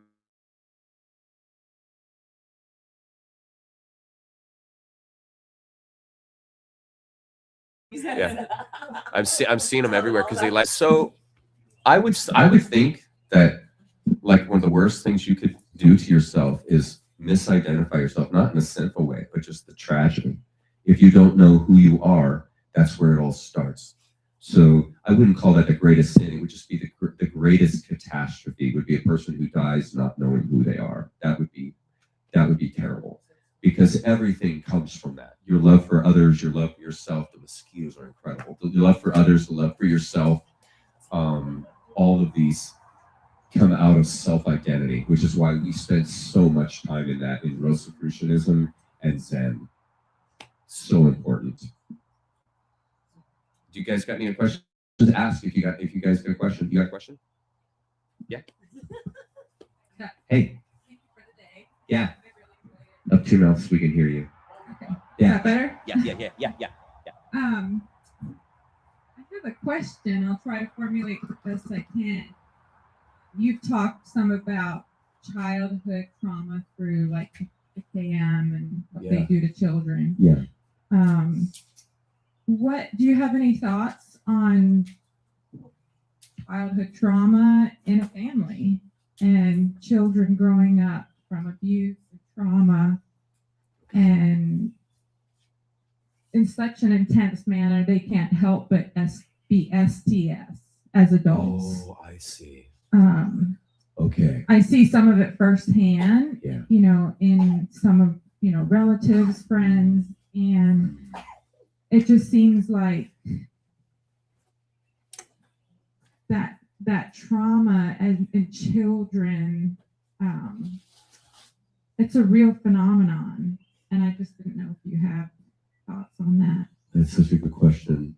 Well, we are in the midst of a massive perversion of the human life, and so I would say that we're in an abnormal situation. I wouldn't call this the way it typically goes. I think our situation is unique. So I think that requires a unique answer. Now, I think personally that a person, I'll speak for me. My experience has been that I've never liked fighting. I've never been in a fight before. I've never been in a fist fight in my life. I have no desire to ever be involved in that. I don't like arguing. I don't like conflict. And so this is my natural. I know some of my friends, highly conflict oriented. They love competition. I don't like competition. Like participate. I like watching it, but I don't like participating in it. Okay. And so this is just your natural take. And so I think there are people that are born with a natural take towards an STO idea where they want unity. They're not looking to win. They just want to bring things together. They're not looking to accomplish. They just want to be with others and grow together. That's the accomplishment, not individual, but the group being a part of that. I think there are people that are naturally inclined to that. And I think as you live and die and go through your lives, you begin to steer in one direction or the other. And the Cassiopeans even talk about that, how people are kind of born STS or kind of born STO, and your life experience sort of either moves you more towards that or more away. And I would say one of the tragedies here is that a person who's abused like that, I mean, they have been so compromised without their choice. They had nothing to do with it. They completely were compromised. And so they may have some dysfunction here that goes STS because they have been so compromised in their brain. And you can't blame them for that. You can't condemn them for that. And so to me, it's just personal growth. And if that has happened, the tragedy that it is will probably take the lifetime to recover. And then you come back again and you learn more. It's a long go. That was kind of my question, I guess, because I see it firsthand in some very close family members. And it's the trauma it is in it for me is seeing it passed on to nieces and nephews. Oh my God. And then I feel I carry a really heavy weight with it because I see I just see the trauma, the generational trauma. You're correct. And it's like, how do we heal this? Yes, How? That's, I think, what's happening now. I don't think there was a lot of hope not too long ago. I think that's why our situation was untenable. Like it was an untenable, like this cannot continue. Yeah. And so I think that we are in the process of that right now. And I honestly think it's going to go back to a lot of this medical change that's going to be moving towards electromagnetics and truly healing the body. Not just band-aiding, chemicalizing, and pasting answers, but actually at the fundamental cellular level, you are healing. And I think when that happens, that is going to change that generational DNA abuse, that recidivism that happens through, alcoholic parents typically raise alcoholic kids. That kind of recidivism, I think, is going to lessen as we heal our minds that have been abused and tormented and really perverted with the system in place. I really think right now we are in the process of the change, and that's why people are wisening up and realizing exactly the thing that you're talking about. Yeah, because it's a real thing, and it does need to change, especially that generational stuff. That is brutal stuff. That's brutal stuff because you're just passing the disease on, and it's bad. It's almost impossible to avoid in those situations. And that's why this fundamental change, I think, is necessary. And I think it's coming. I do. Good. I do. I think we're moving into a humane world, or a world oriented to humane values, the love and care and betterment of others. I think all of us naturally go in that way when we're not put in such a perverted situation. And if we're just given a chance to grow in our humanness, we will. We're inherently good. That's the big difference between my ideas and the religious idea, because the religious idea, you're inherently bad. You're inherently prone to sin. You're prone to leave the God you love. And people even sing about that. And I think that's programming. That's not true. People believe that because they were programmed to think that about themselves. But if they're programmed, or if they're taught, or if they're shown through loving yourself, you then will understand the world. That's it. That's the key. So yeah, right along the lines of what you're talking about. Yeah. Brilliant. That's a really good question. That was really good. I have an idea. How about a few more questions, and then we go inside and have just family share Sure. offline because the bugs are really going. Okay. We'll open it up for another question or two, and then we'll call it a night. So we should wait and go inside and ask more questions. No, we have. no, she's saying family left.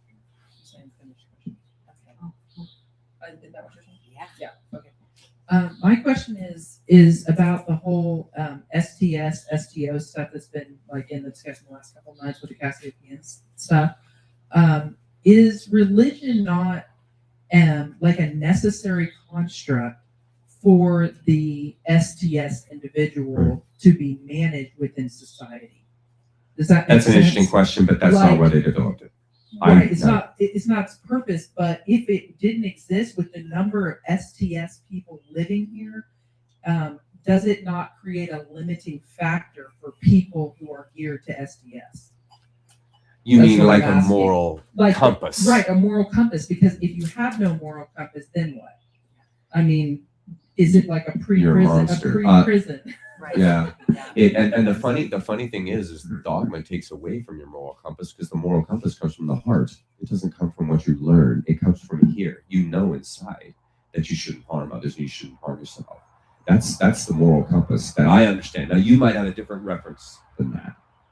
I guess from the I actually believed that as a young person because I grew up a little more like you, where I didn't have a lot of bad in my early life. Yeah.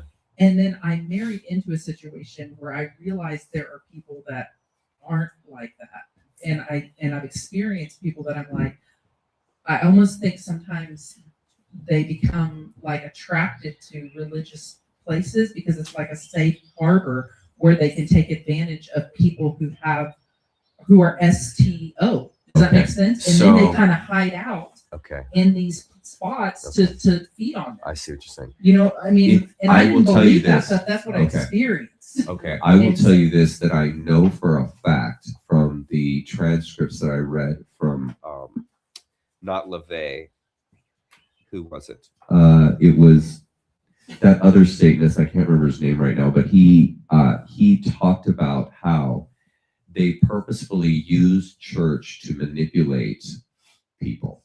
They purposefully use people's loving heart and this idea of loving one another that comes out of religion. They use that against people to continue to harm and abuse them mentally. So they use something that was intended to really help to be the very thing that they're going to use to destroy. It's like when they sodomize the child. That is using something that was intended, meaning the engagement of adults in sex. This is intended to be a beautiful thing, but when you pervert it into something like that, you've destroyed what that was intended to be. And I would say for sure that they're using an institution that was intending to help people to totally destroy people. That would be just like them, and that's why I'm convinced that the black snake invented religion.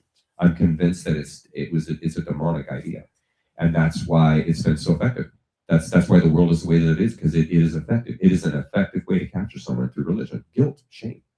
I mean, if I want to really control someone, I make them feel guilty. I make them feel absolutely horrible. And then they feel like they owe, then they feel like they have to do things and that they would never do those things, but they feel indebted. They feel they owe. So they do things that they would never have done. And this is where those programmers are really good, in turning people's moral values against themselves. And it is devastating. But yeah, I think religion is tied right into that abuse syndrome, for sure. For sure. Are the bugs too much?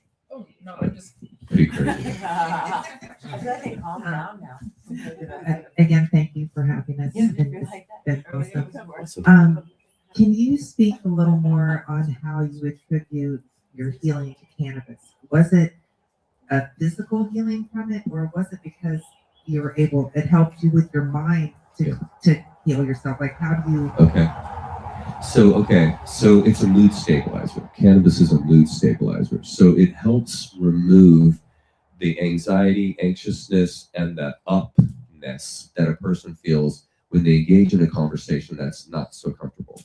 And so the way it was helpful to me and Jen in our marriage relationship is that it helps you to feel okay about being more honest, because you're not hung up in any kind of mental hang up or anxiety that the medicine helps us push aside. It doesn't numb you. It helps you calm down so that you can then have a deeper thought.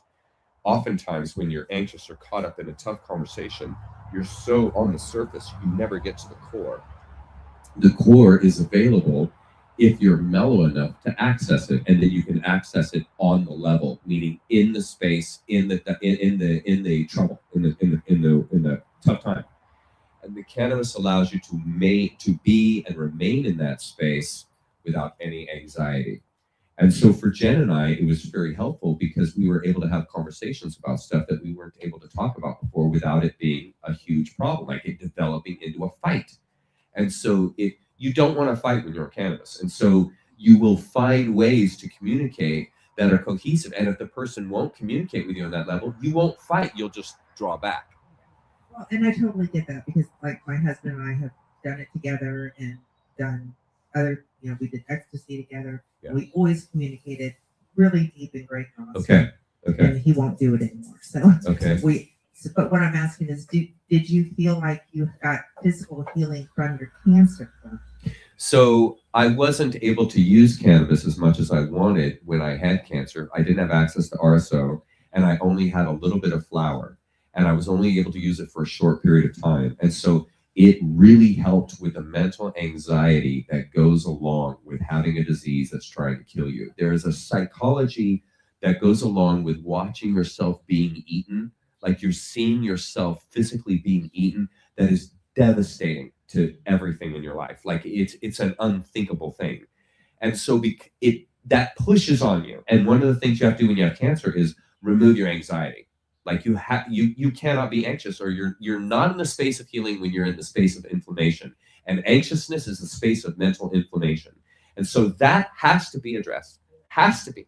And so for me with cancer, at the beginning stage when I had it, it was very helpful in quieting my mind and allowing me to think more deeply about my situation, more objectively about what I am actually doing to fight it, so that then I am rejuvenated in the morning when I begin that process. And as I ran out of cannabis to help that process, it became more and more difficult for me to maintain that equilibrium. And so I found it to be a real friend to me. And you just better learn to navigate. And after time, you need less and less of it to be in that space of nonplussed. Exactly. You learn the methods, you learn the techniques. It's like the yoga person. When you learn more and more stretches, you advance in the discipline. And it's the same thing with your relationship with yourself and with others. And over time, if you're able to have repeated nonplussed engagement with others and yourself, you learn the techniques to stay in that nonplussed space. This is how cannabis teaches. You feel safe. Exactly.